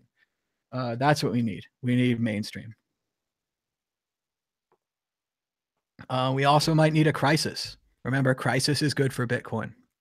As much as I don't like crisis, and I'm not saying we should start one, but if some country had a monetary crisis, decided to switch to Bitcoin, boom, that's good for Bitcoin. Price jumps right up. Same thing, some kind of business website, Amazon.com, eBay, decides to take Bitcoin directly, boom, price jumps back up. Other companies maybe see that, maybe they get in, they start buying Bitcoin, price goes up. Same thing with that country thing. If the countries have problems, they start taking Bitcoin, boom, other countries are going to think about it, start taking Bitcoin. Whole thing's like a bunch of dominoes. So whatever we need a domino to fall. And I don't think that the Bcashers are big enough to move a domino. So I welcome them back. But let's see. Richard Salco says, I'm right. Thank you. Does this speech make me want to purchase some B-Trash? No. Well, that's okay. Let's see.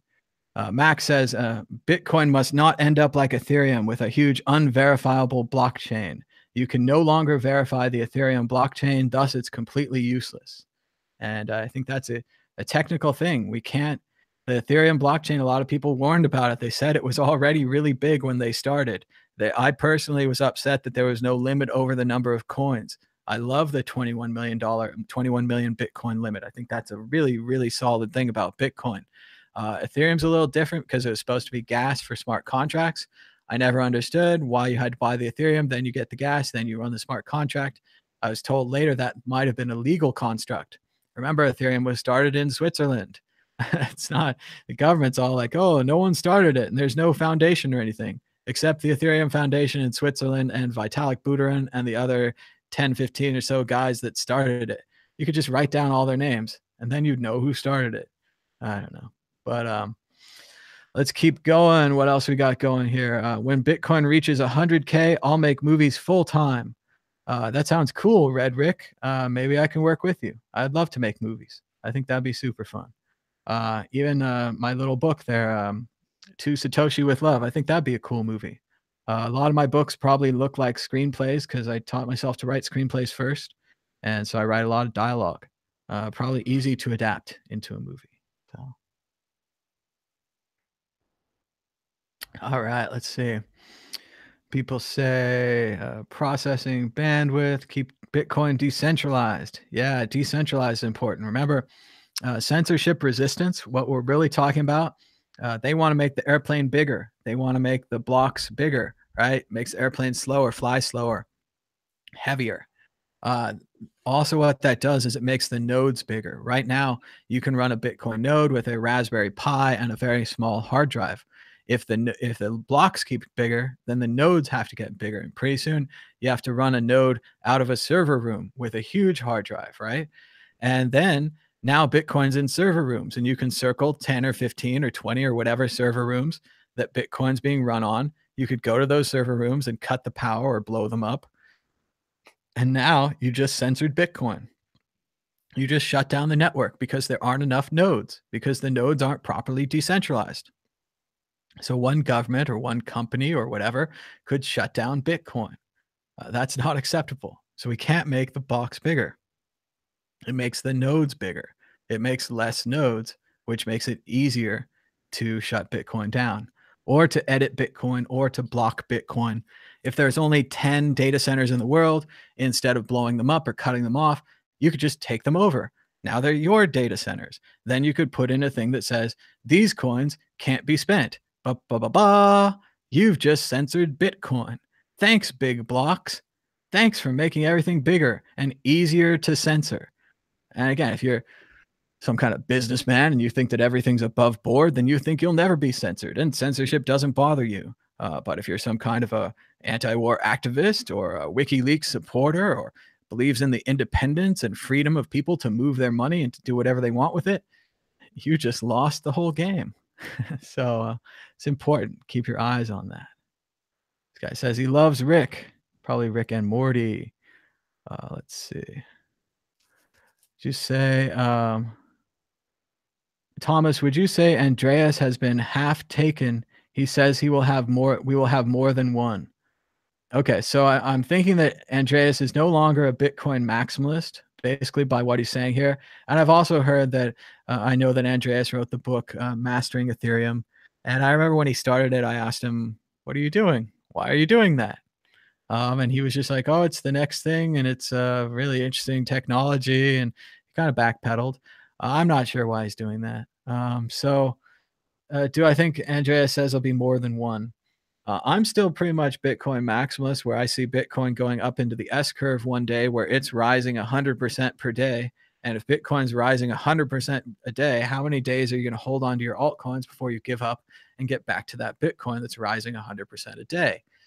So I think at that point, everybody, even the diehards, will sell their altcoins, buy Bitcoin. Bitcoin will rise to the top.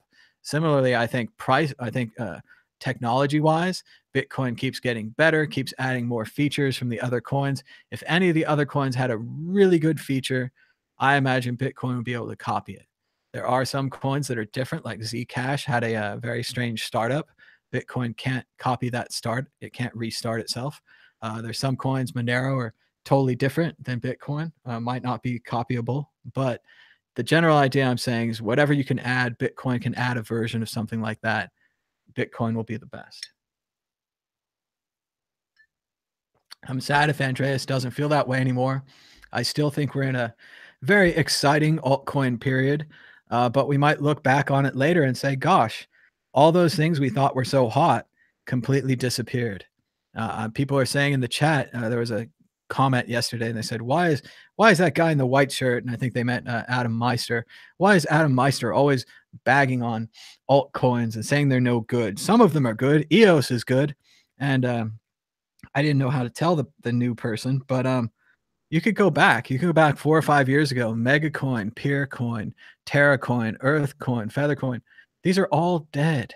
They're all gone. They all went essentially to zero or very close to zero, or even shut off their miner. Some of them you can't even move these coins around. You could have mega coins in your wallet, and they're stuck there. They're stuck there forever. There's no network. You can't move them around. You guys, you haven't been here. You don't know. That's why we say these things about the altcoins. That's why we stay with Bitcoin. Bitcoin's the one.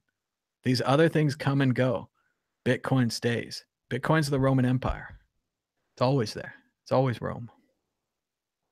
Scott Valdez says, this whole thing isn't about money. It's about changing the world. And I definitely agree with that. I think it's much more about giving people banks, giving people the ability to hold their money and not have it be destroyed by fees or not have it be frozen arbitrarily. This is a return to financial freedom like we've never had before. And it's pretty exciting. It's sad that it's just become about the price and the money and people need to make more money and all that. So do I think it'll go back? Do I think we'll stop talking about the price? No, we'll never stop talking about the price. We'll never stop talking about Satoshi and his millions and billions of dollars all frozen in those early coins. So it's me, Boss Lady, says she enjoyed the early shows on World Crypto Network with Coin Artist. That's right. You can check it out. Marguerite used to hang out with us on the air, and we talk about Bitcoin and talk about her artwork and her puzzles and all the mystery and all the Bitcoin hidden inside. It was pretty cool. Will USDT, EOS, and Bitfinex fail at the same time? It's tough to tie all of those together. There do seem to be some links between Tether and Bitfinex. They're not concrete links, but there does seem to be a link there. And if Tether does go down, it might take Bitfinex down with it as well. EOS, I'm not sure if they had a mother exchange or a number one exchange. I wouldn't be surprised if it was Bitfinex. But if EOS goes down, it might just take down EOS. But once again, remember, EOS is the hot new Ethereum of the day. It's the one they're going to pump, and it might even go up crazy more. So once again, who knows? and it might go crazy down. So, how do you see the future of IT projects? Will we see more and more applications be open sourced and community based? It's a tough question to say. Um, I think, well, I want to say yes. I mean, I support open source. I support Linux and open source projects. I think that's the way to go. I think a lot of things would be if you had something that people could share, like an IT provisioning system or an IT setup system, if that was open source and all the companies that used it could benefit from, then I think we would see more IT projects like that. Sadly, I think that most IT shops are kind of like more about fixing computers, installing software, monitoring that thing, than they are about writing the software. So I don't know exactly if you have the same guy who's out there fixing it, and then he goes home and he writes a little bit, and then he goes back and he fixes it. But I do think more and more that open source is becoming a serious player. It used to be more of a joke. I've been into Linux and all that since the late '90s and Slackware and Slashdot when it opened and everything. So I think it's great. I think it's growing. I think that the success of Bitcoin and the fact that we were able to create a whole monetary system based upon the work of Satoshi Nakamoto, who open sourced it to the rest of us, is amazing, and that should excite people about open source and about what's possible. I also think that Microsoft is firmly on board with open source now. It's shocking to say those words. To myself, they bought GitHub. I know people are scared of that, but I don't think that Microsoft plans to do anything bad with GitHub. The new leadership at Microsoft is much different than the old leadership, and I'm willing to give them the benefit of the doubt. I think that GitHub could be a strong project still. And they've done well with Minecraft. I'm really impressed with Microsoft's leadership and management of Minecraft. I never thought it should have been out of the hands of Notch, but they've done a good job. They're highlighting the educational aspects. They're building games inside the game, and they're improving Minecraft. And they haven't found a way to make me pay yet since I bought it originally. So I'm happy with that. Let's see. The end of all this is a changing world. Money is the means. I haven't read the Bitcoin Standard yet. I should probably buy a copy. Everyone is talking about it. They say it's really good. I don't have any reason to doubt that. I'm sure it's really good. I would like to check it out. Let's see. What's my favorite magic act? Did I see any in Vegas? Now this is a good question. This is off topic. Um, it's tough to pick a favorite. I've only seen a few so far. I saw David Copperfield a long time ago when I was a kid. He was amazing. Recently, I saw Penn and Teller. I thought they were just fantastic. Teller did that thing, pulling the coins and the goldfish out of the bowl. It's amazing. He's got his sleeves rolled up. He is so fast. I don't know how they did a whole bunch of that stuff. It was great. I also enjoyed Piff the Magic Dragon. He was on the America's Got Talent show, and he's kind of a sarcastic, mean-spirited magic dragon. It was great. It's kind of silly. And Piff's really affordable too. And he's at the Flamingo, I think, one of the old casinos. So it was pretty cool. Um, let's see. We've got a $10 super chat from Dork Mo. I'm gonna drink a little water first. As miners see a downward price trend, could they have recently decided to dump rewards instead of hodling? Or as a percentage, more rewards need to be sold to pay the electric bill, leading less to hodl. Now, remember, at this point, we're pretty much talking about large scale miners, right? You have a whole warehouse full of miners. You have a serious amount of investment. You made a business plan. You have a certain amount of money you want to make to pay back the miners, a certain amount of money to pay back the investors, a certain amount of money for profit, all of these things. Being a miner now is kind of like being a little company. It's not so much about a person in a house, although that still does happen. You don't have to tell me you still mine your house. That's cool. But I think a lot of these miners have sunk cost, and sunk cost is a fallacy, but it's still a thing. And if you put 100 grand into a miner, you're going to run it till you get your 100 grand, right? So they're not going to decide not to stop running the miners. As far as if the miners are holding their rewards, I think a lot of miners do have to sell immediately to pay for electricity, especially smaller miners. Larger miners might be willing to gamble on the Bitcoin a little bit, but they probably do see that we're in a downtrend, and they probably are selling more. Remember that miners produce Bitcoins, then they sell them. Every day, there's a certain amount of Bitcoins that have to be bought, or the price will go down. In the same way, back when we were really excited about merchant adoption, and we tried to do merchant adoption for years, and it's funny that the Bcash people seem to have forgotten this or didn't learn from it. But merchant adoption also adds more sell pressure. If BitPay goes out and signs up 10 merchants, and those 10 merchants take in $1,000 each, at the end of the day, all of those 10 merchants are going to sell that Bitcoin for dollars, because they have to pay their bills in dollars. They have to pay their employees in dollars. They have dollar-based expenses. So a Bitcoin fan goes into a store, spends Bitcoin, ends up hurting Bitcoin, because those Bitcoin now are sold for dollars. So in that way, merchant adoption also pushes the price down. So we need even more people buying Bitcoin if we have merchants using it. So the same way for Bcash, if they are successful in getting merchants to accept Bitcoin, and then if they're successful in getting people to shop there, which is a whole nother question that people never bother to do. They only do the first half of this equation, never works.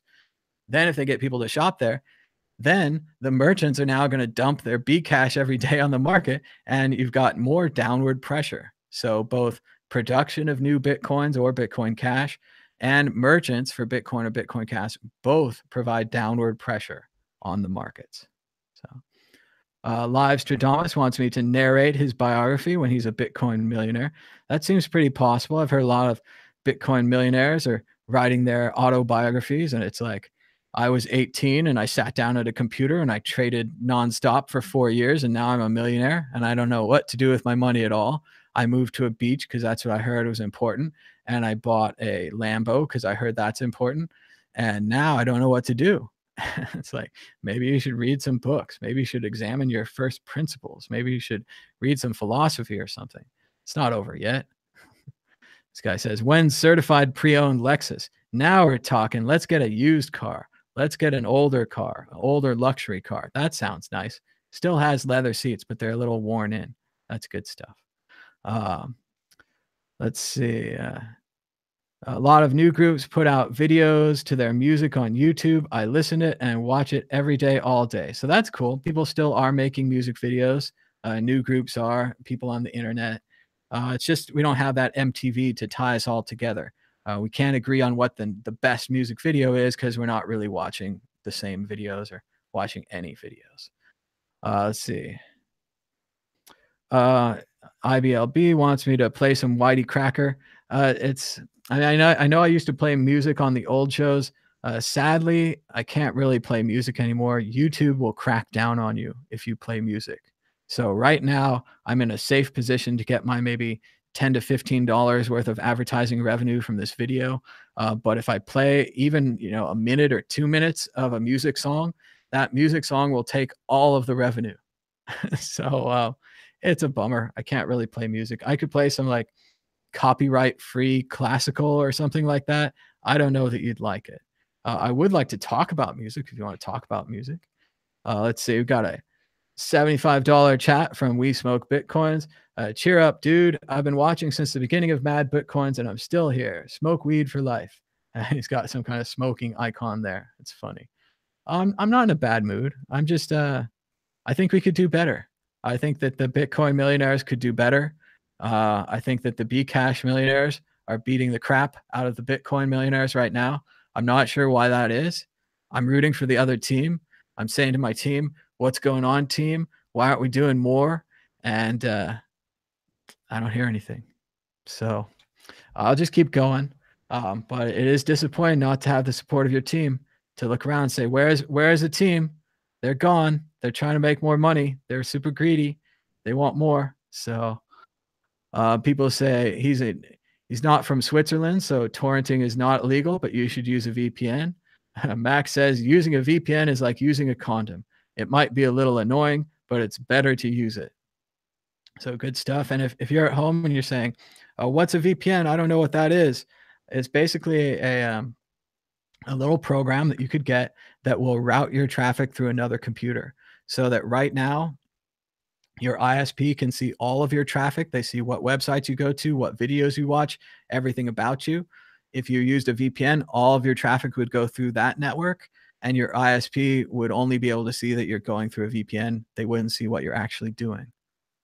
It's kind of just better. So there's a variety of VPN services out there. Some of them are free. Some of them cost a little bit of money. Some of them let you run torrents. Some of them don't. You have to make your own choice and go out there and find a VPN. Space Vibes represents a movie called Rollover, a movie about the dollar collapse. That sounds pretty cool. I don't know if it's a drama or a documentary, but check that out. Jeff Gartner says Black Mirror is good TV. I would agree with him. I've watched the first 2 seasons. I haven't seen the 3rd one. I, um, I have to watch them one at a time. They're way too serious. If I watched 2 in a row, I think I'd be super depressed and freaked out. If you haven't watched Black Mirror, it's kind of like a modern Twilight Zone for technology. They take one aspect of technology and they expand it so much, and a lot of it can be done with real technology. There's a great episode, kind of like a Facebook for real life, where we're constantly rating people up or rating people down, and you see what a big problem that can be. And that's what's great about Black Mirror, is it explores these ideas in a world that's not very far from our own. So I do looking forward to watch the 3rd season. A little afraid to watch it. I kind of don't want to, but it is pretty good stuff. Thanks, Max. Sorry we didn't have time for callers today. I talk too much, but that's okay too sometimes. And again, if you don't want to listen to me talk, you don't have to listen to the show. We have other shows. You could go check out Andy Hoffman's new crypto audio blog. Very cool stuff. We had the Bitcoin group with Gabriel D. Vine, Adam Meister, and Andy Hoffman. And coming up later today at noon, we've got the Vortex with the Bitcoin News Show. Very cool stuff. Be sure to subscribe down below. And a little bit more from the chat, and then we're going to talk about music. It's Me Boss Lady says, read The Creature from Jekyll Island. That's a cool book. I've read that. It's a little long and a little heavy on conspiracy, but it gets a lot of the facts right. So I think that's good. Max says, he suggests Rothbard, What Has Government Done to Our Money? I haven't read that, but it does sound right up the track of what we've been talking about today. Live Stradamus says he doesn't believe that TA or trading analysis doesn't work, but he's saying people believe it and trade using it, so it has an effect. I would agree with that. I think that a lot of people are watching the lines. So if it goes below one line or the other line, then they all trade like a bunch of lemmings. And so because they all follow each other, the lines have meaning. But I think it's also worth noting, in a small market like this, a single whale could move the entire market regardless of what your charts say. So if your market is so small that it could be moved by the charts and you're making all your bets based upon the charts, you don't have all the information. The whale has all the information. You're just like a gambler. So I think that's the problem with using technical analysis on an emerging market. And if you go back and read some textbooks about technical analysis, they'll all tell you not to use it in emerging markets because the entire market can be moved by a whale. If Jeff Bezos decides tomorrow that Amazon's going to take Bitcoin, but first he's going to get himself some Bitcoin, he could move the entire market, then announce it with Amazon, move the entire market again, and be in a sweet position that had nothing to do with your charts. If your charts can't track all the time, what good are they? And that's the problem in an emerging market. Your charts don't tell you everything that you need to know. The market is too small. So learn more. Take in multiple sources of information. Don't just let one person do all your thinking. Even me. Don't think through me. Think through other people. Think through a variety of people. Try to find someone smarter than you and do what they do. You know the bottom when you sell, Scott says. That's why Bitcoin is going to zero. I'm never selling. So yeah, a lot of people won't sell. And a lot of people are waiting to buy up those cheap Bitcoins if it ever gets cheap again. So fractional reserve, they print the money from what we pay into account. So from 9,000, only about 1,000 is backed by money paid into accounts. So yeah, they're also saying the Federal Reserve is so interesting. And you guys can go read about the Federal Reserve and you can learn more about how money is printed. And It's just as interesting as reading a brand new science report or something about space or aliens or something. It's like, wow, they really do this? They really print the money this way and everyone's okay with this? No one says anything? And then you realize that no one knows and they all get upset when you try to tell them. So, they say there's a movie called Public Books. It sounds good. So Rollover and Public Books, keeping an eye on those. I haven't seen those. We're also recommending Network and Idiocracy today. Those are both very good. Um, I could start rapping freestyle if I practice rhymes. I can do most of Slim Shady raps. I know most of those. Eminem, baby. We could stream Idiocracy. I'm not sure if it's on any of the streaming platforms. Like I said, remember, no one wants you to see Idiocracy. They are trying to stop you from watching it. So if you haven't seen it, that means what they did was working. So break that. See Idiocracy and Network today. I don't know where you can stream Idiocracy, but you can buy it for like $10 on Apple TV. It's a sweet deal. Probably on all the other services as well. Let's have a bunch of these noobs down the rabbit hole. Yeah. Well, if you go and read about the Federal Reserve, you'll go right down the rabbit hole. You might think you know what's going on. Your life has been relatively normal. You've been on the board for things. Well, wait till you go read about that Federal Reserve. Anywhere. Read about it from a conspiracy thing. Read about it from the official source. Get the basic facts on the Federal Reserve and come back to me and tell me that everything is fine. I don't think it's fine. They're looking for the movie Network. Is it on Netflix or Torrent? It's called Network. It's from 1976. It's a great movie. Check it out. I think it's on Netflix. It's pretty old. It should be. Is a new low incoming? I'd almost forgotten about the price. Come on. We're doing so good. Oh, look at that. You forget about the price and it goes up. When I started this show, it was at 57.80. Everybody was down in the dumps. Now look at this. A little bit of buying action and we're back to 61.60. I'm not sure it's going to hold, but it's nice to look at on this chart here. You see it set a higher high, or it matched this previous high here of 62.50 before falling back down. We are still keeping an eye. This is a 30-minute candle, so we're seeing what's going on. And a 15-minute, we've got a possible stacking on. Looks pretty good. Mainly, we just have to look at this volume down here. The green line here, a lot of volume. We're seeing a big buy on Sunday. Sunday is a low volume day. Not that many people trade on the weekend. What we really are looking for here is we'd like to see some green volume bigger than this red volume. If you look at where I put this line right here, all of these red ones here, all of these cells have more volume, have more force. If Bitcoin wants to go up, it needs to have more volume, needs to have more force than these big reds. Looking on a big chart here, we can see how small this green is, especially compared to this big red right here and this big red right here. So we still don't have a lot of positive buying volume. This is a nice little rally, but this is a Sunday rally. You know that Sunday is a thin day on the books.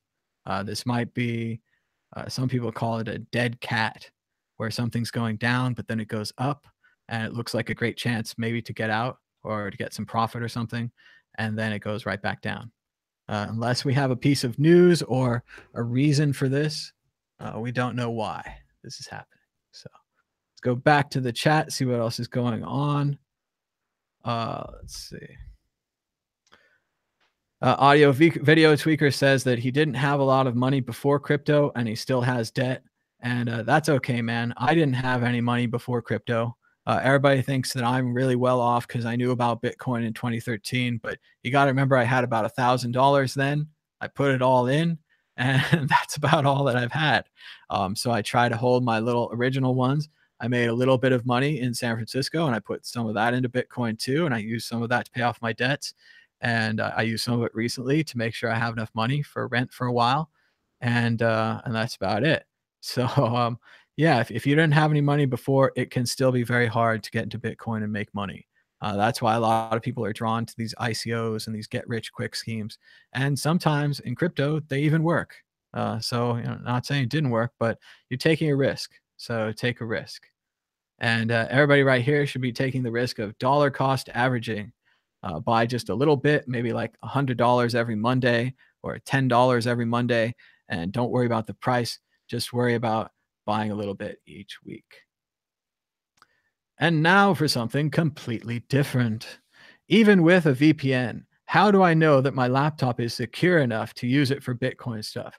Oh, well, you definitely don't know, right? So a VPN protects your traffic mainly from an ISP. So if your ISP was watching you and you downloaded some nasty stuff, your ISP might get mad at you, right?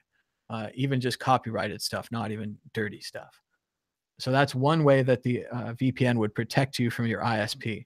If your laptop was owned and hacked, if someone is in your laptop watching every keystroke, it doesn't matter if you have a VPN. They already own your laptop. A VPN doesn't protect you from downloading a Trojan horse or a phishing attack. Either of those would get right into your laptop over the VPN.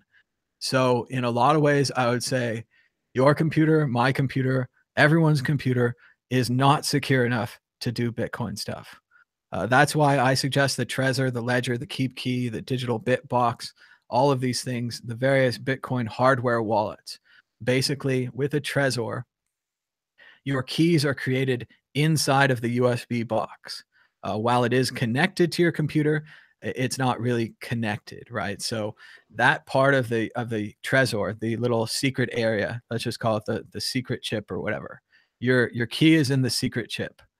Your Trezor then, when you tell it to send some Bitcoin to a new place, Trezor only takes in the send address. Then they use that secret chip area to sign the transaction and to finish the transaction. So the entire thing is done on the Trezor. The Trezor then broadcasts the successful transaction. So my laptop can never edit what's going on my Trezor. So even if the hacker controlled my laptop, they wouldn't be able to get into the Trezor. It depends how much, if they're monitoring it, if they're just screen capping and looking at your keystrokes, stuff like that, it's not that big a problem. If they can actually control your mouse and keyboard, and if they have root access, then they could use your laptop to steal from your Trezor. They'd still need your code though, right? So part of what the Trezor does, and the first generation shows you a number pad on the little thing, and it's out of order. So when you're putting in the numbers, they mean other numbers. So the hacker can't see what's on your little Trezor screen. So they can't figure out your PIN number. At least I think they can. It depends how much access they have. Then on the other side, the new Trezor actually has a touch screen, so you can touch the key right into the Trezor. So the hackers wouldn't be able to do that, presumably. So you're much better off having a hardware wallet for your Bitcoin. Think of it as a storage account, like a long-term bank account, a savings account. That's where your Bitcoin should be. You could even put it in a safe deposit box, or put the backup key in a safe deposit box in case you ever lose or have the Trezor stolen from you. Stuff like this. So yeah, your laptop's not secure. My laptop's not secure. As far as like having a laptop that is secure, we can only do kind of these newbie things. So keeping your computer up to date is important. Running those updates, whether it's a Mac or a PC, those updates are often security updates. If you run them, you're less likely to get hacked. Don't click on random links. Don't download strange random programs. Don't install pirated programs onto your computer. All of these things are ways to protect your computer. You might even, if you have enough money or whatever, you might want to get an old laptop or an old computer, something that you don't use, that you don't browse the web on, and store your Bitcoins on there, as long as that's not hacked. Once again, you just really want a Trezor or a Ledger. You want to have all your Bitcoins in multiple places, not all in one place. And that's your best hope for safety. But yeah, the VPN is not going to secure your laptop. Antivirus isn't going to secure your laptop. Nobody's laptop's really secure, but hopefully we'll be okay. Trezors are important. Yeah, the problem with predictions is when you predict something, you then have a hand in that prediction coming true. So if you've made your entire career about predicting things, and now you're, a mystic gypsy reading a crystal ball, your predictions better come right, or no one's going to believe in you. So I think that's the problem with predicting things. I think it biases you to the story. It's similar to betting on things. If you have a bet on something, you're going to want it to do what's necessary so you can win your bet. That's now overarched. That's reaching above the story. So you're not covering the story fairly anymore. You're covering it with a little bit of bias because you want to win your bet. So I just keep an eye on that. And people have different choices they have to make if they want to be gambling people or if they want to take bets. People take bets in, sudden choices. They don't think about it very much. But generally, yeah, if you're making bets and making predictions, you better make them right. Otherwise, you're going to look bad. So now you have a reason to believe in your bet or your prediction, and now you're not impartial anymore. So I think that can hurt your impartiality. Live Stradamus says The Wire is the greatest TV show of all time, and I feel a little bad because I haven't watched any of The Wire. I'm not too big into crime dramas or doctor shows. I prefer kind of science fiction, but I'm sure it's very good. A lot of people have talked about it. HBO wise, I do look forward to watching Westworld. No spoilers, please. I've been avoiding the entire season so I can just watch it all at the end. I think it's going to be great. Enjoyed Westworld, the first season, very much. Let's see. JW does mention he got at the all-time high in a bear market, so it could be hurting him. Yeah, it's worth it to keep that in mind. A lot of people did buy high, and even if they feel that it doesn't affect them, it still kind of does affect them. It's a bummer to it's a bummer that it does affect you, even if you think you're not affected by it. Losing all that money is a bummer. So no matter how you got it, no matter how you worked for it, it's a shame to lose. And remember, it's not lost unless you sell. And there is a good chance and a possible chance that Bitcoin comes all the way back up. So that's what people are believing. People say you should get a job, solves your other problems, then you don't have to sell your integrity. But in a lot of ways, you're selling your integrity to that job. I read some journal entries by Vincent van Gogh, and he said, if you want to be a painter, you should be painting every day. It doesn't matter if you make money or not. If you have enough money to do this, you should find out a way to paint every day. And Van Gogh became a fantastic painter because of his dedication to craft. And if you want to do something halfway, it's always going to be halfway. So people really do have to dedicate. And let's see. JW is talking about other people. Another guy from WCN was complaining about the former asking for phone bill money. Yeah, I don't know a lot of these specific examples. I can tell you I've never borrowed money off anyone, except for like if they don't take cash at a restaurant or something, and I'll pay you back. So that kind of thing. But It's Me Boss Lady says there's robots making burgers in San Francisco. I read about that. I think that's super cool. And they have one in San Francisco. It's a robot that'll make you a cappuccino. It's a little arm and it'll carry the little thing around from thing to thing, getting shots of stuff. And I have seen that one. I haven't seen the new burger robot. It's pretty cool. Scott Valdez says he likes the Patreon idea. He enjoys the content, so he watches it. It helps him. It educates him. And so he pays a couple of bucks a month to keep me from getting a day job. He sees the value. And thanks so much, Scott. And I hope that everyone else will donate to the Patreon.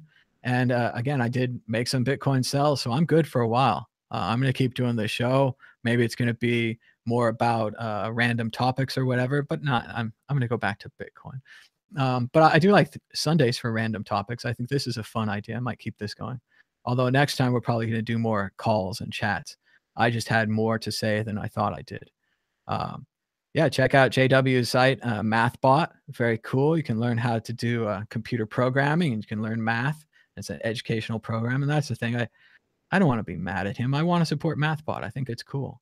Yeah, they say, well, yeah, no, we haven't kicked JW out yet. He's talked to me, and we're talking to each other. It's cool. And he said that he didn't mean me. But yeah, I was offended, like a lot of other people were probably offended. I think he went way too far. He called out way too many things at the same time. I think he had a specific thing that made him mad, and he should have focused on that. But it kind of got it all out there. But yeah, and there's also a lot of this is the difference between begging, the difference between voluntarism, the difference between doing good work, and maybe in 5 years, the World Crypto Network's a big network, and I have real sponsors and real advertisers, and I do this from a studio, and I get paid a real salary. and we never have to worry about this whole begging nonsense again or whatever. But right now, that's not the way. So I do think there's a contrast in libertarian thinking. I think it closes a lot of the doors, and a lot of things that you might want to do temporarily you can't do. I know some people, they want to sell some of their bitcoins because they want to take profits, but they can't use Coinbase because psychologically and ideologically they hate it. But in the real world, they're a person that has bills and they need to sell some to pay the bills. You got to have a flexible mind. You have to. There's this great movie called Henry Fool, and it's an independent movie, so nobody here has seen it. And in Henry Fool, he says, "I do not discriminate between means of knowing." And he was reading kind of like a nudie mag or a skin mag, and he was reading the articles and he was learning from the pictures and he was learning from everything that the magazine presented to him, because you can learn something from everything. You can learn from that magazine what they value, what they sell, what advertisers advertise there. There's all kinds of knowledge there if you look at it. Or you can just dismiss it and say, that's a skin mag. I can't learn anything from that. And that's why people get into trouble, is they develop these thinking systems that are too rigid and they don't have any flexibility. And you need flexibility. I sound like a CIA person here or something, but you need, cognitive dissidence. You need moral flexibility. Sometimes my friend could easily sell a little bit of money into Coinbase, not have to worry so much. Um, but if you can't get by it, you can't get by it. And the same way that I think that if I hate to make this prediction to him, but if JW keeps making videos, I think at some point he'll have to ask for donations or he'll have to put up a Patreon account. And I think that what he'll have to do is find ways to justify that. And I think that that's what you have to do, is you have to have a flexible mind that allows you to do that, and new information, changing your mind and doing what's necessary to survive, and having higher goals and being taking sacrifices to make higher goals. Maybe I talk about Bitcoin for free 5 years, then I get paid to talk about Bitcoin for 5 years. You see how I made the sacrifice to get the reward? It's a long-term thinking. It's risk reward, right? So you just have to work on that. And maybe we'll have him on before too long and just get his ideas on this, get his thoughts out there. But yeah, no, we worked it out. It's not going to be a big problem. But yeah, it was disappointing. But yeah, he wasn't specifically talking about me. And even then, I think we'll just get him back on, get him talking about specifically what the problem is. There we go. You can rent Idiocracy on YouTube for $2.99. Sweet. Definitely check that out. A lot of movie suggestions today. Idiocracy, Network. Maybe for those of you who are really strong, Henry Fool. Although there's a lot not to like about that movie. So go ahead and bring that back. The Vortex Show is coming up at 12 noon. Get ready. Bitcoin news show. JW's not been kicked out. We talked about that. Block Digest is live. Very cool. Check out Block Digest. I'll bet they have JW. Maybe he's talking about this over there. Maybe you can ask him a question. He can be more specific about which people are pissing him off and why, so forth. Let's see. It's Sunday, and yeah, let's just get ready for the Vortex Show. Go ahead and subscribe down below. We're going to do a little bit of To Satoshi with love, and then we're going to end this. Far too long, much more ranting than I thought it would be, but I had a good time hanging out with you guys in the chat.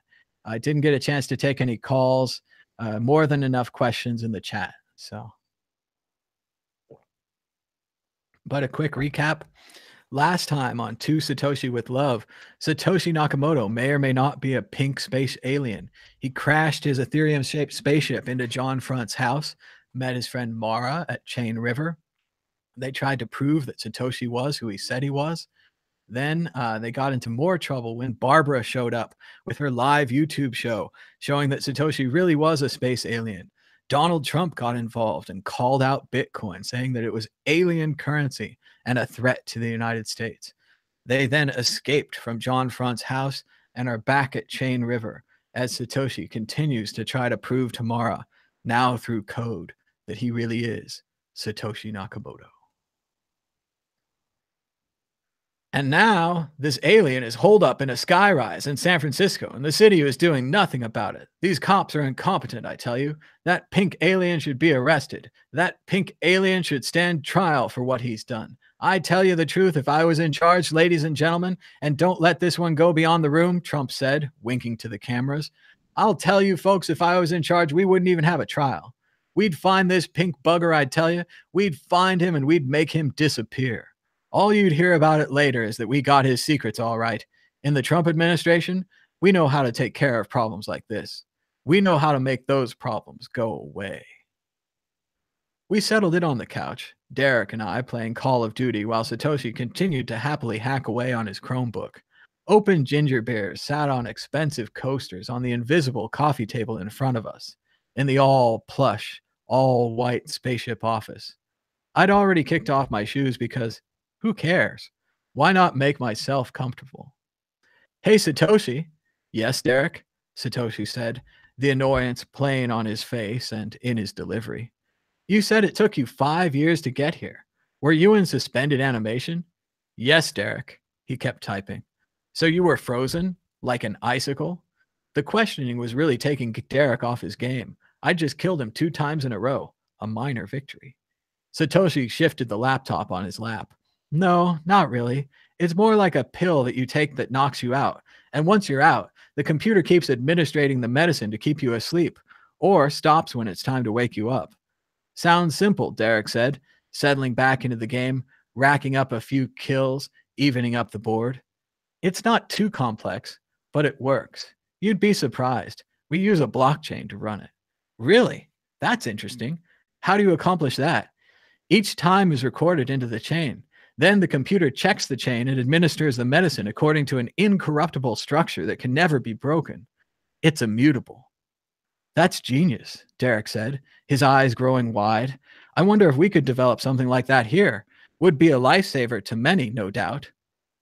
And then I stand on my head and repeat nursery rhymes. Excuse me? I'm sorry, I didn't catch that. And then I stand on my head and repeat nursery rhymes.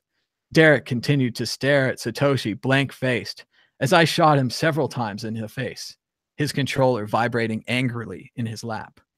I use a database, dumbass, just like everybody else. I'd been reading about this blockchain shit, and I just thought it was a hilarious joke, like a huge in-joke on the level of Orson Welles' famous radio broadcast of the War of the Worlds. But you really believe this shit? You believe that I need to store something as simple as a medicine timer on the blockchain? Well, Derek stammered. He'd been outed as a fool and was hugely embarrassed. Why would I do such a thing? To prevent double spends? Prevents tampering, sure, I suppose, but who's going to mine to keep up the strength of my blockchain? And who am I protecting it from anyway as I fly around in my spaceship asleep? Really, you people crack me up. You're given fire, but are fascinated by matches. Derek went back to the game and Satoshi went back to his typing. It was the last time Derek would try to engage him in conversation. A goddamn alien. Can you believe that? And in the last week of our campaign, I really can't believe it. Our luck is just too good, Trump said. Sir, I'm not sure you're thinking about this all the way through. What do you mean? I'm a great thinker. Got a tremendous thinker. The kind you want to make statues of. He smiled at his own joke. He could be clever sometimes, he thought. Wasn't quite the dunce they made him out to be. Right now, there's only one alien, but there must be more. What do you mean? Hiding out on his spaceship? It looks quite small. Surely he would have seen them. He's an alien, but he's not blind. What are you getting at here? His homeworld. Yes? Other aliens. Other homeworld. You mean there could be a whole galaxy of these pink fuckers up there writing computer programs and crashing into our houses? Some of them might do much worse than ruining one's man's roof. You don't mean. I do. Really, an invasion. You think these aliens could be planning an invasion and this pink dipshit, this Satumi Namafuck could be the first? I don't just think that, sir. The rest of the campaign staff agrees. You could be in quite a unique position to carry the banner that saves the world. I mean that quite literally, sir. You could save the world. Donald Trump saves the world. Trump world. You know, I like the sound of that. I really do. And thanks so much for joining us for another quick reading of To Satoshi with Love, a little novel that I wrote a few years ago during National Novel Writing Month. Not the best novel, not the worst novel. I would like to work on an audiobook version and a Kindle version and a paperback version. I think that'd be fun. Give us something to buy. And that's about it for this episode of the Bitcoin Talk Show. Be sure to tune in for the Vortex and the Bitcoin News Show starting at 12 noon Pacific time, just a few hours. Until next time, bye-bye.